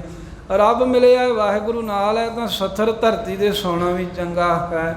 ਸੋ ਇਸ ਪ੍ਰਕਾਰ ਦੇ ਨਾਲ ਰੁੱਖਾ ਮਿੱਸਾ ਖਾ ਕਰਕੇ ਵੀ ਜਿਹੜੇ ਸੰਤੋਖੀ ਹਨ, ਉਹ ਪਰਮੇਸ਼ਰ ਨੂੰ ਮਿਲਣ ਦਾ ਹੀ ਸੁੱਖ ਸਭ ਤੋਂ ਵੱਡਾ ਮੰਨਦੇ ਨੇ, ਵੀ ਪਤੀ ਮਾਲਕ ਦਾ ਮੇਲ ਹੀ ਵੱਡਾ ਸੁੱਖ ਹੈ, ਉਹ ਤੋਂ ਬਗੈਰ ਸਭ ਪਦਾਰਥ ਕਿਸ ਕੰਮ ਹੈ। ਇਸੇ ਤਰ੍ਹਾਂ ਹੀ ਵੇਣ ਪ੍ਰਭ ਕਿਉ ਸੁਖ ਪਾਈਐ, ਪ੍ਰਭੂ ਪਤੀ ਤੋਂ ਬਗੈਰ, ਵਾਹਿਗੁਰੂ ਦੇ ਮਿਲਾਪ ਤੋਂ ਬਗੈਰ ਦੱਸੋ ਖਾਂ ਕਿਵੇਂ ਸੁੱਖ ਪਾ ਸਕਦੇ ਹਾਂ। ਭਾਲਦੇ ਤਾਂ ਆਪਾਂ ਸੁੱਖ ਸਾਰੇ ਹੀ ਹੈ, ਪਰ ਉਸ ਤੋਂ ਬਗੈਰ ਸਤਿਗੁਰੂ ਸਾਹਿਬ ਜੀ ਕਹਿੰਦੇ ਸੁੱਖ ਪਾਈਏ ਕਿਵੇਂ, ਪਾ ਹੀ ਨਹੀਂ ਸਕਦੇ, ਪ੍ਰਾਪਤ ਹੋ ਹੀ ਨਹੀਂ ਸਕਦਾ। ਦੂਜੇ ਨਾਹੀ ਜਾਏ, ਤੇ ਦੂਜੀ ਹੋਰ ਕੋਈ ਜਾਏ ਜਗ੍ਹਾ ਵੀ ਨਹੀਂ ਹੈ ਜਿੱਥੇ ਕਿਤੇ ਸੁੱਖ ਪ੍ਰਾਪਤ ਹੁੰਦਾ ਹੋਵੇ। ਸੰਸਾਰ ਦੇ ਜੀਵਾਂ ਨੇ ਸੁੱਖ ਦੇ ਕਿੰਨੇ ਸਾਧਨ ਬਣਾ ਲਏ ਆ, ਸੁੱਖ ਦੇ ਅਨੇਕਾਂ ਸਾਧਨ ਬਣਨ ਦੇ ਬਾਵਜੂਦ ਵੀ ਦੁੱਖ ਵਧ ਹੀ ਰਹੇ ਨੇ। ਕਿੰਨੇ ਲੋਕ ਸੁਖੀ ਹੋਣਗੇ ਜੇ ਆਪਾਂ ਸੋਚ ਲਈਏ ਵੀ ਵੇਖੋ ਵੀ ਏਸੀ ਆ ਗਏ, ਕੂਲਰ, ਫਰਿੱਜਾਂ, ਪੱਖੇ, ਮੋਟਰ, ਕਾਰਾਂ, ਜਹਾਜ਼, ਦੇਸ਼ਾਂ ਦੀ ਸੈਰ, ਪੜ੍ਹਾਈ, ਚੰਗੇ ਕੱਪੜੇ, ਸਭ ਕੁਝ ਮਿਲ ਗਿਆ ਖਾਣ ਨੂੰ, ਕਈ ਤਰ੍ਹਾਂ ਦੇ ਨਵੇਂ ਤੋਂ ਨਵੇਂ ਭੋਜਨ, ਫਿਰ ਤਾਂ ਅਸੀਂ ਸੁਖੀ ਹੋ ਹੀ ਗਏ ਹੋਵਾਂਗੇ। ਇੱਦਾਂ ਹੀ ਖਿਆਲ ਆਵੇਗਾ ਨਾ ਵੀ ਹੁਣ ਤਾਂ ਦੁਨੀਆ ਬਹੁਤ ਸੁਖੀ ਹੋਊ। ਕਿਉਂ? ਪੁਰਾਣੇ ਲੋਕਾਂ ਕੋਲ ਨਾ ਬਿਜਲੀ, ਨਾ ਕੋਈ ਸਾਧਨ, ਨਾ ਵਿਦੇਸ਼ ਜਾਣ ਦਾ ਕੋਈ ਸਾਧਨ, ਨਾ ਬਹੁਤੀਆਂ ਪੜ੍ਹਾਈਆਂ, ਨਾ ਸਹੂਲਤਾਂ, ਤੇ ਹੁਣ ਅਸੀਂ ਸੁਖੀ ਹੋਵਾਂਗੇ? ਨਹੀਂ ਸਾਧ ਸੰਗਤ ਜੀ, ਵੇਖੋ ਦੁਨੀਆ ਵੱਲ। ਲੋਕ ਜਿਹਨੂੰ ਅੱਜ ਦੀ ਬੋਲੀ ਸ਼ਬਦ ਵਰਤਦੇ ਨੇ ਸੁਸਾਈਡ, ਆਤਮ ਹੱਤਿਆ, ਆਪਣੇ ਸਰੀਰ ਨੂੰ ਮਾਰ ਲੈਣਾ, ਸਭ ਤੋਂ ਜ਼ਿਆਦਾ ਇਹ ਕਰਮ ਵਧੇ ਨੇ ਲੋਕਾਂ ਦੇ ਵਿੱਚ। ਫਿਰ ਵਧੇ ਜਿਨ੍ਹਾਂ ਦੇ ਕੋਲ ਕਰੋੜਾਂ ਰੁਪਈਆ ਉਹ ਵੀ ਮਰ ਜਾਂਦੇ ਆ, ਜਿਨ੍ਹਾਂ ਦੇ ਕੋਲ ਕੁਝ ਨਹੀਂ ਹੈ ਉਹ ਵੀ ਮਰ ਜਾਂਦੇ ਆ। ਲੋਕ ਇਸ ਪਾਸੇ ਨੂੰ ਜ਼ਿਆਦੇ ਹੋਏ ਨੇ। ਜੇ ਕੁਝ ਇੱਦਾਂ ਹੋ ਜਾਂਦਾ ਹੈ, ਕੁਝ ਲੁੱਟਾਂ ਖੋਹਾਂ 'ਚ ਲੱਗੇ ਨੇ, ਰਾਹ ਜਾਂਦੇ ਆ ਇੰਨੇ ਭੁੱਖੇ ਮਰ ਰਹੇ ਨੇ ਵੀ ਰਾਹ ਜਾਂਦੇ ਆ 10-10 ਰੁਪਈਏ ਖੋਹਣ ਵਾਸਤੇ ਬੰਦਾ ਮਾਰ ਦਿੰਦੇ ਆ। ਐਸੀ ਹਾਲਤ ਬਣੀ ਹੈ। ਭਾਵ ਫਿਰ ਸੁੱਖ ਤਾਂ ਨਹੀਂ ਨਾ ਆਏ, ਸਾਧਨ ਤਾਂ ਬਥੇਰੇ ਆ ਗਏ ਆ। ਇੱਥੇ ਬੈਠੇ ਹੀ ਵੇਖੋ ਵੀ ਹਜ਼ਾਰਾਂ ਹੀ ਕਿਲੋਮੀਟਰ ਦੂਰ ਗੱਲ ਵੀ ਕਰ ਲਈਦੀ ਹੈ, ਉਹਦੀ ਮੂਰਤੀ ਵੀ ਵੇਖ ਲਈਦੀ ਹੈ, ਝਾਟੀ ਸਾਹਮਣੇ ਵੇਖ ਲਈਦਾ ਵੀ ਆ ਬੈਠਾ। ਇੰਨਾ ਕੁਝ ਹੋ ਗਿਆ, ਪਰ ਜਿਉਂ-ਜਿਉਂ ਸਭ ਕੁਝ ਆ ਰਿਹਾ ਬੰਦਾ ਜਿਹੜਾ ਹੈ ਨਾ ਬੇਚੈਨ ਹੋ ਰਿਹਾ। ਜਿਉਂ-ਜਿਉਂ ਮਾਇਆ ਵੱਧ ਰਹੀ ਹੈ ਤਿਉਂ-ਤਿਉਂ ਦੁਖੀ ਹੈ, ਜਿਉਂ-ਜਿਉਂ ਸੁੱਖ ਸਹੂਲਤਾਂ ਵੱਧ ਰਹੀਆਂ ਤਿਉਂ-ਤਿਉਂ ਇਕੱਲਾ ਪੈਂਦਾ ਜਾਂਦਾ। ਜਦੋਂ ਥੋੜ੍ਹਾ ਸੀ ਉਦੋਂ 10 20 50 100 ਨਾਲ ਮਿਲ ਬੈਠ ਕੇ ਮਿਲਦਾ ਵਰਤਦਾ ਉੱਠਦਾ ਬਹਿੰਦਾ ਸੀ, ਖੁਸ਼ ਸੀ। ਜਿਉਂ-ਜਿਉਂ ਸਭ ਕੁਝ ਵੱਧ ਗਿਆ ਤਿਉਂ-ਤਿਉਂ ਮਿਲਣ ਵਰਤਣ ਘਟ ਗਿਆ, ਇਕੱਲਾ ਹੀ ਹੋ ਗਿਆ। ਜਿਵੇਂ ਆਮ ਹੀ ਲੋਕ ਕਹਿ ਦਿੰਦੇ ਆ ਨਾ, ਕਹਿੰਦੇ ਘਰ ਕੱਚੇ ਸੀ ਪਰ ਲੋਕ ਜਿਹੜੇ ਸਨ ਉਹ ਪੱਕੇ ਸੀ, ਉਹ ਸੁਖੀ ਸਨ। ਘਰ ਪੱਕੇ ਹੋ ਗਏ ਪਰ ਅੰਦਰ ਸਾਡਾ ਕੱਚਾ ਹੋ ਗਿਆ, ਅੰਦਰੋਂ ਅਸੀਂ ਦੁਖੀ ਹੋ ਗਏ। ਇਹ ਅਸਲੀਅਤ ਹੈ ਦੁਨੀਆ ਦੀ। ਸਤਿਗੁਰੂ ਮਹਾਰਾਜ ਸਾਹਿਬ ਜੀ ਕਹਿੰਦੇ ਭਾਈ ਇਹਦਾ ਕਾਰਨ ਕੀ ਹੈ? ਸੁੱਖ ਅਸੀਂ ਸਰੀਰ 'ਚੋਂ, ਅਸੀਂ ਬਾਹਰੀ ਦੁਨੀਆ ਜੋ ਭਾਲ ਰਹੇ ਸੀ ਤਾਂ ਨਹੀਂ ਜੇ ਮਿਲ ਰਿਹਾ। ਅੰਦਰ ਨੂੰ ਆਓ, ਅੰਦਰ ਨੂੰ ਧਿਆਨ ਦੇ ਲਓ, ਇੱਧਰ ਅਭਿਆਸ ਕਰ ਲਓ, ਸਿਮਰਨ ਕਰ ਲਓ, ਲਾ ਲਓ ਚੌਂਕੜਾ, ਸੇਵਾ ਕਰ ਲਿਆ ਕਰੋ। ਜਦੋਂ ਅੰਦਰੋਂ ਬਿਰਤੀ ਠਹਿਰ ਗਈ ਨਾ ਫੇਰ ਸੌਖੀ ਹੈ। ਫੇਰ ਕੁਝ ਹੈ ਕੋਲ ਜਾਂ ਕੁਝ ਹੈ ਨਹੀਂ ਪਦਾਰਥ, ਫੇਰ ਤਾਂ ਆਨੰਦ ਹੀ ਆਨੰਦ ਹੈ, ਫੇਰ ਖੇੜਾ ਹੀ ਖੇੜਾ ਹੈ। ਇਹ ਤਾਈਓ ਸਿੱਖਿਆ ਦੇ ਰਹੇ ਨੇ, ਭਲਿਓ ਮਤਾਂ ਭੁਲੇਖੇ 'ਚ ਰਹੋ ਵੀ ਅਸੀਂ ਇੱਦਾਂ ਹੀ ਸੁਖੀ ਹਾਂ, ਅਤੇ ਫਿਰ ਕਹਿੰਦੇ ਪਤਾ ਨਹੀਂ ਦੁੱਖ ਕਿਉਂ ਆਉਂਦਾ। ਦੁੱਖ ਤਾਂ ਆਉਂਦਾ ਕਿਉਂਕਿ ਅਸੀਂ ਪਰਮੇਸ਼ਰ ਦੇ ਮਿਲਾਪ ਦੀ ਇੱਛਾ ਤੋਂ ਬਿਨਾਂ ਹੈ, ਵਾਹਿਗੁਰੂ ਤੋਂ ਬਗੈਰ ਦੱਸੋ ਸੁੱਖ ਕਿਵੇਂ ਪਾ ਸਕਦੇ ਹਾਂ? ਸੁੱਖ ਦੀ ਦੂਜੀ ਕੋਈ ਜਗ੍ਹਾ ਹੈ ਹੀ ਨਹੀਂ ਹੈ ਰੱਬ ਤੋਂ ਬਗੈਰ। ਜਿਨੀ ਚਾਖਿਆ ਪ੍ਰੇਮ ਰਸ, ਜਿਨ੍ਹਾਂ ਨੇ ਪਾਤਸ਼ਾਹ ਦੇ ਪ੍ਰੇਮ ਦਾ ਰਸ ਚਖਿਆ ਹੈ, ਜਿਨ੍ਹਾਂ ਨੇ ਉਸ ਮਾਲਕ ਦਾ ਪ੍ਰੇਮ ਪਾ ਕੇ ਪ੍ਰੇਮ ਦਾ ਆਨੰਦ ਮਾਣਿਆ ਵੀ ਪ੍ਰੇਮ ਕਰਕੇ ਵਾਹਿਗੁਰੂ ਦੇ ਨਾਲ ਕੈਸਾ ਆਨੰਦ ਆਇਆ। ਤੀਜੀ ਵਾਰ ਪ੍ਰੇਮ ਸ਼ਬਦ ਆ ਗਿਆ ਇਸ ਸ਼ਬਦ ਦੇ ਵਿੱਚ ਹੀ। ਵੇਖੋ ਕਿੰਨੀ ਮਹਾਰਾਜ ਸਾਹਿਬ ਪ੍ਰੇਮ ਦੀ ਮਹਾਨਤਾ ਕਹਿ ਰਹੇ ਆ। ਪਹਿਲੀ ਦੂਜੀ ਤੁਕ ਵਿੱਚ ਵੀ ਪ੍ਰੇਮ, ਫਿਰ ਮਹਾਰਾਜ ਸਾਹਿਬ ਹੁਣ ਵੀ ਪ੍ਰੇਮ ਦੀ ਗੱਲ ਕਰ ਰਹੇ ਹਨ ਵੀ ਜੋ ਪ੍ਰੇਮ ਹੈ ਵਾਹਿਗੁਰੂ ਦੀ ਖਿੱਚ ਹੈ, ਜਿਨ੍ਹਾਂ ਨੇ ਇਸ ਦਾ ਰਸ ਚੱਖ ਲਿਆ ਏ, ਮਾਣ ਲਿਆ ਹੈ, ਸੇ ਤ੍ਰਿਪਤ ਰਹੇ ਆਘਾਏ। ਉਹ ਤ੍ਰਿਪਤ ਹੋ ਗਏ ਸੰਸਾਰ ਦੇ ਵਿਸ਼ੇ ਭੋਗਾਂ ਪਦਾਰਥਾਂ ਵੱਲੋਂ ਵੀ ਤੇ ਪਰਲੋਕ ਬ੍ਰਹਮ ਲੋਕ ਦੇ ਸੁੱਖਾਂ ਦੀ ਇੱਛਾ ਵੱਲੋਂ ਵੀ ਉਹ ਰੱਜ ਗਏ ਹਨ। ਹੁਣ ਸਾਧ ਸੰਗਤ ਤ੍ਰਿਪਤ ਹੋਣਾ ਹੋਰ ਹੈ। ਜਿਵੇਂ ਕੋਈ ਚੰਗੇ ਤੋਂ ਚੰਗਾ ਪਦਾਰਥ ਮਿਲ ਜਾਵੇ, ਕੋਈ ਖਾ ਰਿਹਾ ਏ, ਖਾਂਦਿਆਂ ਖਾਂਦਿਆਂ ਕਹੇ ਹੋਰ ਖਾ ਲਓ, ਕਹਿੰਦਾ ਨਹੀਂ ਹੁਣ ਮੇਰਾ ਪੇਟ ਭਰ ਗਿਆ, ਖਾਧਾ ਨਹੀਂ ਜਾਂਦਾ। ਇਹਦਾ ਭਾਵ ਹੈ ਵੀ ਉਹਦੀ ਭੁੱਖ ਨਹੀਂ ਮਿਟੀ, ਉਹਦਾ ਢਿੱਡ ਹੀ ਭਰਿਆ ਹੈ। ਉਹਦੀ ਮਜਬੂਰੀ ਹੈ ਵੀ ਹੁਣ ਢਿੱਡ ਭਰਿਆ ਹੋਣ ਕਰਕੇ ਕੁਝ ਹੋਰ ਖਾ ਨਹੀਂ ਸਕਦਾ, ਪਰ ਭੁੱਖ ਬਣੀ ਹੈ, ਇੱਛਾ ਹਾਲਾਂ ਬਣੀ ਹੈ। ਇਹਨੂੰ ਇਹ ਨਹੀਂ ਕਹਿ ਸਕਦੇ ਵੀ ਰੱਜ ਗਿਆ, ਹੁਣ ਤਾਂ ਨਹੀਂ ਰੱਜਿਆ, ਨਹੀਂ ਭੁੱਖ ਹੈ, ਉਹ ਢਿੱਡ ਹੀ ਭਰਿਆ ਹੈ ਬਸ। ਇਹ ਇਸੇ ਪ੍ਰਕਾਰ ਦੇ ਨਾਲ ਸਾਧ ਸੰਗਤ ਜੀ ਜਿਹੜੀ ਤ੍ਰਿਪਤੀ ਪਦਾਰਥ ਆਈ ਜਾਣੇ ਆਈ ਜਾਣੇ, ਜਿੰਨੀ ਲੋੜ ਉਹ ਤੋਂ ਵੱਧ ਵੀ ਆਈ ਜਾਣੇ, ਫਿਰ ਵੀ ਜਿਹੜਾ ਬੰਦਾ ਹੈ ਕਦੀ ਰੱਜਿਆ ਇਹ ਨਹੀਂ ਕਹਿੰਦਾ ਵੀ ਬਸ ਹੁਣ ਠੀਕ ਹੈ। ਕਹਿੰਦਾ ਨਾ ਬਣਿਆ ਹੀ ਕੁਝ ਨਹੀਂ, ਕਿੱਥੇ ਬਣਦਾ ਕੁਝ, ਬਸ ਇਹੀ ਕੁਝ ਹੈ ਸਾਡੇ ਲੋਕਾਂ ਕੋਲ। ਇਹ ਨਾ ਅਸੀਂ ਤ੍ਰਿਪਤ ਹੁੰਦੇ ਹਾਂ, ਨਾ ਅਸੀਂ ਰੱਜਦੇ ਹਾਂ। ਮਾਲਕ ਪਰਮੇਸ਼ਰ ਦੇ ਜਿਹੜੇ ਪ੍ਰੇਮ ਨੂੰ ਰਸ ਨੂੰ ਮਾਣਦੇ ਨੇ ਉਹ ਮਹਾਰਾਜ ਕਹਿੰਦੇ ਸੰਤੋਖੀ ਹੋ ਗਏ। ਲੋਕ ਪਰਲੋਕ ਦੇ ਪਦਾਰਥ ਵੱਲੋਂ ਐਨ ਰੱਜ ਗਏ, ਤ੍ਰਿਪਤ ਹੋ ਗਏ, ਸੰਤੁਸ਼ਟੀ ਹੋ ਗਈ ਹੈ। ਪ੍ਰੇਮ ਦਾ ਰਸ ਜਿਹਨਾਂ ਚਖਿਆ ਹੈ। ਵਿਖਾਵਾ ਕਰਨ ਵਾਲਿਆਂ ਨੂੰ ਤਾਂ ਤ੍ਰਿਪਤੀ ਨਹੀਂ ਆਉਂਦੀ। ਜਿਵੇਂ ਇੱਕ ਕਾਜੀ ਸੀ, ਨਵਾਜ਼ ਪੜ੍ਹਦਾ ਅਤੇ ਨਵਾਜ਼ ਪੜ੍ਹਨ ਲੱਗਿਆ ਨਿਯਮ ਸੀ ਵੀ ਸਾਹਮਣੇ ਥੋੜ੍ਹਾ ਜਿਹਾ ਕਿੱਟ ਜੀ ਰੱਖ ਲੈਂਦਾ, ਉਹ ਕੁਝ ਥਾਂ ਕਹਿ ਲਓ ਵੀ ਉਹਨੂੰ ਨਿਸ਼ਾਨਦੇਹੀ ਕਰਕੇ ਕਵਰ ਜਿਹਾ ਕਰ ਲੈਂਦਾ, ਅਤੇ ਉਹਨੇ ਇਹ ਬਣਾਇਆ ਸੀ ਵੀ ਜਿਹੜਾ ਇਸ ਮੇਰੇ ਨਿਸ਼ਾਨਦੇਹੀ ਵਾਲੇ ਇਸ ਰੋੜੇ ਦੇ ਅੰਦਰਲੇ ਥਾਂ ਥਾਣੀ ਮੇਰੇ ਅੱਗਿਓਂ ਕੋਈ ਲੰਘ ਜੇ ਨਵਾਜ਼ ਪੜ੍ਹਦਿਆਂ ਤਾਂ ਨਵਾਜ਼ ਕਜਾ ਹੋ ਗਈ, ਭਾਵ ਕਿ ਉਹ ਪੂਰੀ ਨਹੀਂ ਹੋਈ, ਰੱਬ ਨੂੰ ਕਬੂਲ ਨਹੀਂ ਹੋਈ। ਅਤੇ ਜੇ ਕੋਈ ਰੋੜਿਆਂ ਦੀ ਪਰੇ ਦੀ ਲੰਘ ਜੂਗਾ ਤਾਂ ਫਿਰ ਅਦਾ ਹੋ ਗਈ, ਭਾਵ ਕਿ ਦਰ 'ਤੇ ਕਬੂਲ ਹੋ ਗਈ। ਇੱਦਾਂ ਉਹਨੇ ਆਪਣਾ ਰੱਖਿਆ ਸੀ ਢੰਗ ਜਿਹਾ। ਅਤੇ ਇੱਕ ਬੀਬੀ ਹੈ ਬਹੁਤ ਨੇਕ ਪਤੀ ਵਰਤਾ ਔਰਤ, ਉਹ ਪਤੀ ਕਿਤੇ ਗਿਆ ਉਹਦੇ ਪ੍ਰੇਮ ਵਿੱਚ ਹੀ ਸੋਚਾਂ 'ਚ ਡੁੱਬੀ, ਬਹੁਤਾ ਪ੍ਰੇਮ ਰਸ ਵਿੱਚ ਭਿੱਜੀ ਸੀ ਆਪਣੇ ਪਤੀ ਦੇ। ਉਹ ਪ੍ਰੇਮ ਰਸ ਵਿੱਚ ਭਿੱਜੀ, ਉਹ ਰਾਹ ਜਿੱਥੇ ਕਾਜੀ ਨਿਸ਼ਾਨੀ ਜੀ ਲਾ ਕੇ ਨਵਾਜ਼ ਪੜ੍ਹ ਰਿਹਾ, ਉਹਨੂੰ ਪਤਾ ਨਹੀਂ ਲੱਗਾ, ਉਹ ਅੱਗੋਂ ਦੀ ਲੰਘ ਗਈ। ਹੁਣ ਅੱਗੋਂ ਦੀ ਲੰਘੀ ਅਤੇ ਉਹ ਕਾਜੀ ਨੇ ਸਮਝਿਆ ਵੀ ਮੇਰੀ ਨਵਾਜ਼ ਜਿਹੜੀ ਹੈ ਨਾ ਉਹ ਕਜਾ ਹੋ ਗਈ, ਅੱਜ ਦੀ ਇਹ ਨਵਾਜ਼ ਵਿਅਰਥ ਗਈ। ਕਾਜੀ ਦਾ ਉਹਨਾਂ ਸਮਿਆਂ ਵਿੱਚ ਜੱਜ ਜਿੰਨਾ ਹੁਕਮ ਚੱਲਦਾ ਸੀ, ਉਹਨੇ ਹੁਕਮ ਦਿੱਤਾ ਵੀ ਇਸ ਇਸਤਰੀ ਔਰਤ ਕਰਕੇ ਮੇਰੀ ਨਵਾਜ਼ ਅੱਜ ਪੂਰੀ ਨਹੀਂ ਹੋਈ, ਇਹਨੂੰ ਕੋਰੜੇ ਮਾਰਨ ਦੀ ਸਜ਼ਾ ਦਿੱਤੀ ਜਾਵੇ। ਮਾਰੇ ਵੀ ਗਏ। ਜਦੋਂ ਕੋਰੜੇ ਮਾਰੇ, ਕਾਜੀ ਬੈਠਾ ਤੇ ਬੈਠਿਆਂ ਬੈਠਿਆਂ ਉਹਦੇ ਮਨ ਦੇ ਵਿੱਚ ਨੇਕ ਸੁਭਾਅ ਜਾਗ ਪਿਆ, ਜਿਹੜਾ ਮੁਸਲਮਾਨ ਦਾ ਸੁਭਾਅ ਹੁੰਦਾ। ਜਿਵੇਂ ਮਹਾਰਾਜ ਕਹਿੰਦੇ ਨਾ, ਮੁਸਲਮਾਨ ਮੋਮ ਦਿਲ ਹੋਵੇ। ਜਿਹੜਾ ਮੁਸਲਮਾਨ ਹੈ ਨਾ, ਉਹ ਮੋਮ ਵਰਗਾ ਹੁੰਦਾ ਹੈ, ਵੀ ਝੱਟ ਪਿਘਲ ਜਾਂਦਾ, ਕਿਸੇ ਦਾ ਦੁੱਖ ਨਹੀਂ ਵੇਖ ਸਕਦਾ। ਜਿਹੜਾ ਅਸਲੀ ਮੁਸਲਮਾਨ ਹੈ, ਉਹਦੀ ਵਿਆਖਿਆ ਵੀ ਗੁਰਬਾਣੀ ਨੇ ਕੀਤੀ ਹੈ। ਇਹਦਾ ਅਸਲੀ ਅੰਦਰੋਂ ਮੁਸਲਮਾਨ ਜਾਗਿਆ, ਕਹਿੰਦਾ ਵੀ ਇਹ ਗਲਤ ਕੀਤਾ ਹੈ ਨਾ, ਵੀ ਉਹ ਬੀਬੀ ਨੂੰ ਜਿਹੜਾ ਮੈਂ ਕੋਰੜੇ ਮਾਰੇ, ਮੈਨੂੰ ਇਹ ਕੰਮ ਕਰਨਾ ਨਹੀਂ ਚਾਹੀਦਾ। ਇਹ ਸੋਚ ਕੇ ਜਿੱਥੇ ਉਹ ਰਹਿੰਦੀ ਉਹਦੇ ਘਰੇ ਚਲਾ ਗਿਆ। ਕਹਿਣ ਲੱਗਾ ਵੀ ਮੈਂ ਭੈਣਾ ਤੇਰੇ ਕੋਲ ਮਾफ़ੀ ਮੰਗਦਾ, ਵੀ ਤੇਰੇ ਮੈਂ ਕੋਰੜੇ ਮਰਵਾਏ ਹਨ।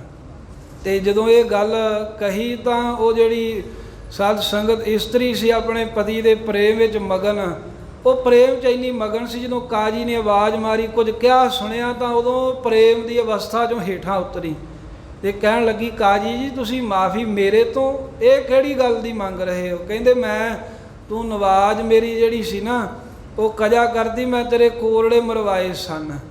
ਤੇ ਉਹ ਕਹਿਣ ਲੱਗੀ ਵੀ ਮੇਰੇ ਕੋਰੜੇ ਵੱਜੇ ਆ, ਮੈਂ ਤੁਹਾਡੇ ਅੱਗਿਓਂ ਦੀ ਲੰਘ ਗਈ ਆ, ਮੈਨੂੰ ਇਹਨਾਂ ਦੋਵਾਂ ਗੱਲਾਂ ਦਾ ਨਹੀਂ ਪਤਾ, ਪਰ ਹਾਂ ਸਾਹਮਣੇ ਨਿਸ਼ਾਨ ਸਰੀਰ 'ਤੇ ਜ਼ਰੂਰ ਦਿਖ ਰਹੇ ਆ ਵੀ ਮੇਰੇ ਕੋਰੜੇ ਵੱਜੇ ਆ, ਸਰੀਰ 'ਤੇ ਨਿਸ਼ਾਨ ਵੀ ਦਿਖ ਰਹੇ ਹਨ। ਤੁਹਾਡੇ ਦੱਸਣ ਦੇ ਮੁਤਾਬਕ ਮੈਂ ਤੁਹਾਡੇ ਅੱਗਿਓਂ ਦੀ ਲੰਘ ਗਈ ਹੈ। ਕਹਿੰਦੇ ਵੀ ਤੁਸੀਂ ਮੈਨੂੰ ਮਾਰਿਆ ਕਿਉਂ? ਇਹਦਾ ਕਾਰਨ ਕੀ ਸੀ? ਇਹਨਾਂ ਗੁੱਸਾ ਕਿਉਂ ਆਇਆ? ਉਹ ਕਹਿੰਦੇ ਵੀ ਜੇ ਕੋਈ ਮੇਰੇ ਅੱਗਿਓਂ ਦੀ ਉਹ ਰੋੜਾ ਮੈਂ ਨਿਸ਼ਾਨੀ ਰੱਖੀ ਹੈ। ਕਿਉਂਕਿ ਉਹਨੇ ਪੁੱਛ ਲਿਆ ਵੀ ਤੁਹਾਨੂੰ ਕਿਵੇਂ ਪਤਾ ਲੱਗਾ ਵੀ ਇਹ ਜਿਹੜੀ ਨਵਾਜ਼ ਮੈਂ ਕਰ ਰਿਹਾ ਸੀ ਵੀ ਇਹ ਪ੍ਰਮਾਣ ਨਹੀਂ ਹੋਈ?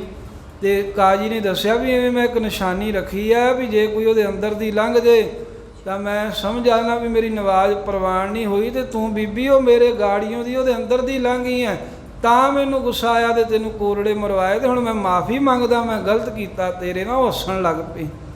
ਕਾਜੀ ਕਹਿੰਦਾ ਵੀ ਮੈਂ ਮਾफ़ੀ ਮੰਗਣਾ, ਤੂੰ ਹੱਸਦੀ ਕਿਉਂ? ਉਹ ਕਹਿੰਦੀ ਹੱਸਦੀ ਮੈਂ ਤਾਂ ਹੈ ਵੀ ਤੇਰਾ ਪ੍ਰੇਮ ਕਾਹਦਾ?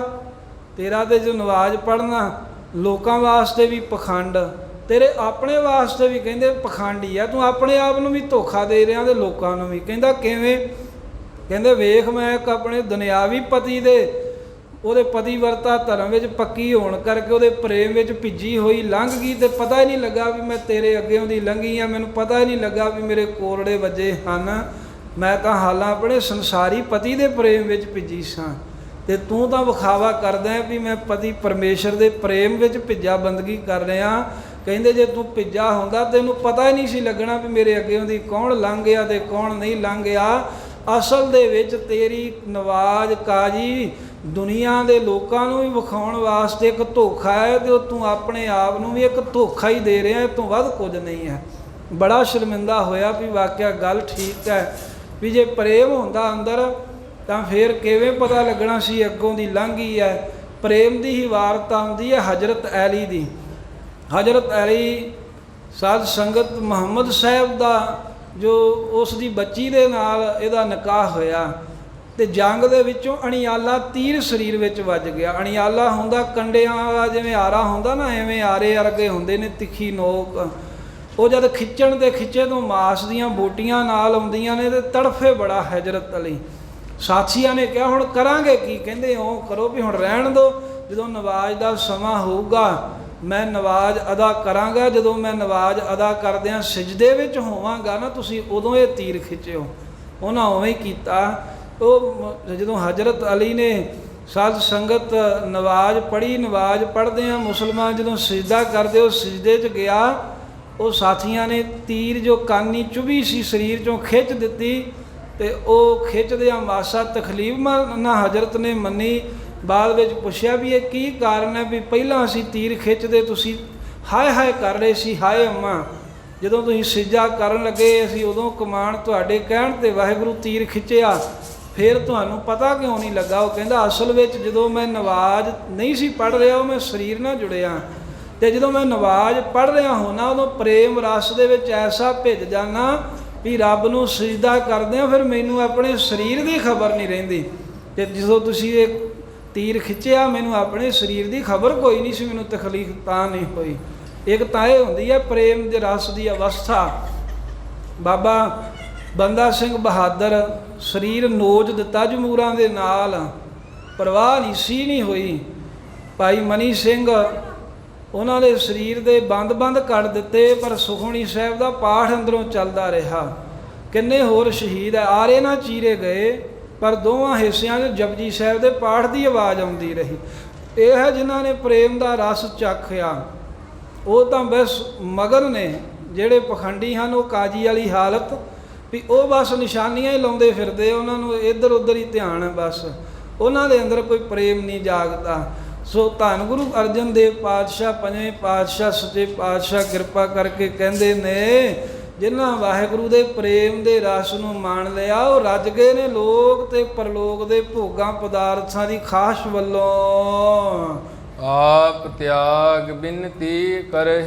ਤੇ ਉਹਨਾਂ ਦਾ ਫਿਰ ਜੀਵਨ ਮਹਾਰਾਜ ਕੈਸਾ ਹੈ, ਕਹਿੰਦੇ ਵੀ ਉਹ ਜਿਹੜੇ ਰੱਜੇ ਹੋਏ ਨੇ ਨਾ, ਆਪ ਤਿਆਗ, ਆਪ ਕੀ ਹੈ ਵੀ ਆਪਣੀ ਦੇਹ ਦਾ ਅਧਿਆਸ, ਮੈਂ ਹਾਂ, ਮੈਂ ਵੀ ਕੁਝ ਹਾਂ, ਮੇਰੀ ਵੀ ਕੋਈ ਹਸਤੀ ਹੈ, ਇਹ ਗੱਲ ਨੂੰ ਤਿਆਗ ਹੀ ਦਿੰਦੇ ਨੇ। ਹਉਮੈ ਨੂੰ ਤਿਆਗ ਕੇ ਬੇਨਤੀ ਕਰਹਿ, ਵਾਹਿਗੁਰੂ ਦੇ ਅੱਗੇ ਬੇਨਤੀਆਂ ਅਰਜ਼ੋਈਆਂ ਕਰਦੇ, ਅਰਦਾਸਾਂ ਕਰਦੇ ਹਨ।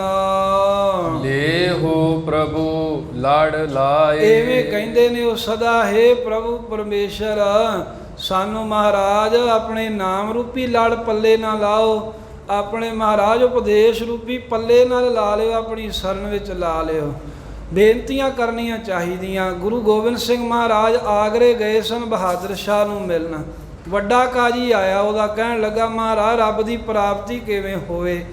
ਸਾਹਿਬ ਕਹਿੰਦੇ ਐਬ ਗੁਨਾਹ ਨਾ ਕਰੇ ਤੇ ਬੰਦਗੀ ਕਰਦਾ ਰਹੇ ਸਰੀਰ ਕਰਕੇ, ਅਤੇ ਨਾਲ ਹੀ ਕਹਿੰਦੇ ਅਰਦਾਸਾਂ ਬੇਨਤੀਆਂ ਕਰੇ ਵਾਹਿਗੁਰੂ ਦੇ ਮਿਲਾਪ ਦੇ ਲਈ। ਉਹ ਕਾਜੀ ਹੱਸ ਪਿਆ, ਕਹਿਣ ਲੱਗਾ ਮਹਾਰਾਜ ਕੈਸੀ ਸਿੱਖਿਆ ਦਿੰਦੇ? ਜਦੋਂ ਬੰਦਾ ਐਬ ਹੀ ਨਹੀਂ ਕਰੂਗਾ, ਗੁਨਾਹ ਹੀ ਨਹੀਂ ਕਰੂਗਾ, ਤੇ ਫਿਰ ਅਰਦਾਸਾਂ ਕਰਨ ਦੀ, ਬੇਨਤੀਆਂ ਕਰਨ ਦੀ ਕੀ ਲੋੜ ਹੈ? ਸਤਿਗੁਰੂ ਸਾਹਿਬ ਕਹਿੰਦੇ ਕਾਜੀ ਆਪਣਾ ਮਨ ਟਿਕਾ ਕੇ ਸਾਨੂੰ ਦੱਸ ਟਿਕਦਾ ਏ? ਉਹਨੇ ਯਤਨ ਕੀਤਾ, ਬੜਾ ਯਤਨ ਕੀਤਾ, ਉਸ ਕਾਜੀ ਦਾ ਮਨ ਟਿਕਿਆ ਹੀ ਨਾ, ਚੰਚਲ ਹੀ ਰਿਹਾ, ਇੱਧਰ ਉੱਧਰ ਹੀ ਧਿਆਨ ਰਿਹਾ ਉਹਦਾ। ਸਾਹਿਬ ਜੀ ਹੱਸ ਕੇ ਕਹਿਣ ਲੱਗੇ ਸੁਣਾ। ਫਿਰ ਕਹਿੰਦਾ ਮਹਾਰਾਜ ਜੁਗਤ ਕੀ ਸੀ ਦੱਸਣ ਦੀ? ਪਾਤਸ਼ਾਹ ਕਹਿੰਦੇ ਇਹ ਜੁਗਤ ਸੀ, ਭਾਵੇਂ ਸਰੀਰ ਕਰਕੇ ਐਬਾਂ ਤੋਂ ਗੁਨਾਹਾਂ ਤੋਂ ਜੀਵ ਬਚਿਆ ਰਹੇ, ਬੰਦਗੀ ਕਰੇ, ਪਰ ਮਨ ਕਰਕੇ ਸਦਾ ਅਰਦਾਸਾਂ ਬੇਨਤੀਆਂ ਕਰਦਾ ਹੀ ਰਹੇ ਵੀ ਹੇ ਵਾਹਿਗੁਰੂ ਮੈਨੂੰ ਆਪਣੇ ਨਾਲ ਮੇਲ, ਕਿਰਪਾ ਕਰਕੇ ਤਾਂ ਮੈਨੂੰ ਇਹਨਾਂ ਗੁਨਾਹਾਂ ਐਬਾਂ ਤੋਂ ਬਚਾਈ ਰੱਖੀ। ਕਹਿੰਦੇ ਨਾਲ ਨਾਲ ਅਰਦਾਸਾਂ ਚੱਲਣੀਆਂ ਚਾਹੀਦੀਆਂ। ਅਰਦਾਸ ਨਹੀਂ ਚੱਲੇਗੀ ਤਾਂ ਫਿਰ ਪਤਾ ਨਹੀਂ ਕਦੋਂ ਇੱਕ ਛਿਣ ਦੇ ਵਿੱਚ ਹੀ ਬੰਦਾ ਵੀ ਗੁਨਾਹੀ ਬਣ ਜਾਏਗਾ, ਬੰਦਗੀ ਵੱਲੋਂ ਸੁਰਤ ਟੁੱਟ ਜਾਏਗੀ। ਐਵੇਂ ਕਿੰਨਾ ਵੀ ਬੰਦਗੀ ਕਰਨ ਵਾਲਾ ਹੋਵੇ ਅਰਦਾਸ ਕਰਨੀ ਨਾ ਛੱਡੇ, ਬੇਨਤੀਆਂ ਕਰੇ। ਗੁਰਮੁਖ ਰੱਜ ਵੀ ਜਾਂਦੇ ਆ, ਇੰਨਾ ਕੁ ਰੱਜਦੇ ਆ ਸਾਧ ਸੰਗਤ ਕੁੱਲ ਦੁਨੀਆ ਦੇ ਇਸ ਸੰਸਾਰ ਤੋਂ ਲੈ ਕੇ ਤੇ ਬ੍ਰਹਮ ਲੋਕ ਤੀਕਰ ਦੇ ਜਿਹੜੇ ਪਦਾਰਥ ਨੇ ਉਹਨਾਂ ਨੂੰ ਕਾਂ ਦੀ ਵਿੱਠ ਤੋਂ ਵੱਧ ਕੁਝ ਵੀ ਨਹੀਂ ਸਮਝਦੇ ਜਿਹੜੇ ਬ੍ਰਹਮ ਵੇਤੇ ਹਨ। ਜਿਵੇਂ ਕਾਂ ਦੀ ਵਿੱਠ ਹੈ, ਬਸ ਉਹ ਕੁੱਲ ਜਹਾਨ ਦੇ ਪਦਾਰਥ ਭੋਗੇ ਕਾਂ ਦੀ ਵਿੱਠ ਦੇ ਤੁੱਲ ਹੀ ਜਾਣਦੇ ਹਨ। ਉਹ ਰੱਜੇ ਹੋਏ ਨੇ, ਉਹ ਆਪਾ ਪਿਆਪ ਤਿਆਗ ਦਿੰਦੇ ਹਨ, ਹੰਕਾਰ ਛੱਡ ਦਿੰਦੇ ਨੇ, ਬੇਨਤੀਆਂ ਕਰਦੇ ਨੇ ਮਾਲਕ ਸਾਨੂੰ ਨਾਮ ਦੇ ਪੱਲੇ ਨਾਲ, ਆਪਣੇ ਲੜ ਨਾਲ, ਆਪਣੀ ਸ਼ਰਨ ਨਾਲ ਲਾਈ ਰੱਖੋ। ਜੋ ਹਰ ਕੰਤ ਮਿਲਾਈਆ। ਤੇ ਪਾਤਸ਼ਾਹ ਜੀ ਕਹਿੰਦੇ ਭਾਈ ਜੋ ਜੀਵ ਇਸਤਰੀਆਂ ਹਰੀ ਮਾਲਕ ਨੇ ਜਿਹੜੇ ਗੁਰਸਿੱਖ ਜਗਿਆਸੂ ਕੰਦਪਤੀ ਪਰਮੇਸ਼ਰ ਨਾਲ ਮੇਲ ਦਿੱਤੇ ਹਨ, ਜਿਨ੍ਹਾਂ ਦਾ ਇੱਕ ਵਾਰਾ ਮਿਲਾਪ ਹੋ ਗਿਆ ਮਾਲਕ ਨਾਲ, ਸੇ ਵਿਛੁੜ ਕਤਹਿ ਨਾ ਜਾਏ। ਉਹ ਵਿਛੜ ਕਰਕੇ ਫਿਰ ਕਿਧਰੇ ਹੋਰ ਪਾਸੇ ਨਹੀਂ ਜਾਂਦੇ ਜੰਮਣ ਮਰਨ ਦੇ ਵਿੱਚ। ਜਿਵੇਂ ਆਰੀਆਂ ਸਮਾਜੀਆਂ ਦਾ ਤੇ ਇਹ ਧਰਮ ਦਾ ਆਪਣਾ ਉਹਨਾਂ ਦਾ ਨਿਰਣਾ ਹੈ ਵੀ ਜੀਵ ਰੱਬ ਨਾਲ ਜੇ ਕੋਈ ਮਿਲਿਆ ਹੋਵੇ ਤਾਂ 3.5 ਕਰੋੜ ਸਾਲ ਬਾਅਦ ਉਹ ਕਹਿੰਦੇ ਆ ਵੀ ਫੇਰ ਮਨੁੱਖ ਰੱਬ ਨਾਲੋਂ ਜੁਦਿਆ ਹੋ ਜਾਂਦਾ, ਬਸ ਇੰਨਾ ਚਿਰ ਮਿਲਿਆ ਰਹਿੰਦਾ। ਇਹ ਆਰੀਆ ਸਮਾਜੀ ਕਹਿੰਦੇ। ਪਰ ਸਤਿਗੁਰੂ ਸਾਹਿਬ ਜੀ ਦਾ ਤਾਂ ਐਸਾ ਵਚਨ ਹੈ ਵੀ ਜਿਹੜਾ ਇੱਕ ਵਾਰ ਵਾਹਿਗੁਰੂ ਨਾਲ ਮਿਲ ਗਿਆ ਫਿਰ ਉਹ ਵਿਛੜਦਾ ਹੀ ਨਹੀਂ, ਫੇਰ ਨਹੀਂ ਕਿਤੇ ਜਾਂਦਾ। ਫੇਰ ਭਾਵੇਂ ਕਰੋੜਾਂ ਸਾਲ ਲੰਘ ਜਾਣ, ਹਜ਼ਾਰਾਂ ਹੀ ਯੁੱਗ ਨਿਕਲ ਜਾਣ, ਉਹ ਵਾਹਿਗੁਰੂ ਨਾਲ ਇੱਕ ਵਾਰ ਜਿਹੜਾ ਅਸਲ 'ਚ ਮਿਲ ਗਿਆ, ਜਿਹਦਾ ਮਿਲਾਪ ਹੋ ਗਿਆ, ਉਹ ਵਿਛੜਦਾ ਨਹੀਂ, ਉਹਨਾਂ ਦੀ ਬਿਰਤੀ ਨਹੀਂ ਕਿਸੇ ਹੋਰ ਪਾਸੇ ਜਾਂਦੀ। ਪ੍ਰਭ ਵੇਣ ਦੂਜਾ ਕੋ ਨਹੀਂ। ਫਿਰ ਉਹਨਾਂ ਗੁਰਮੁਖਾਂ ਦੀ ਐਸੀ ਬਿਰਤੀ ਹੈ ਵੀ ਹੇ ਭਾਈ ਪ੍ਰਭੂ ਤੋਂ ਬਗੈਰ ਦੂਜਾ ਨਹੀਂ ਕੋਈ, ਇੱਕੋ ਹੀ ਹੈ ਚਾਰ ਫੇਰੇ।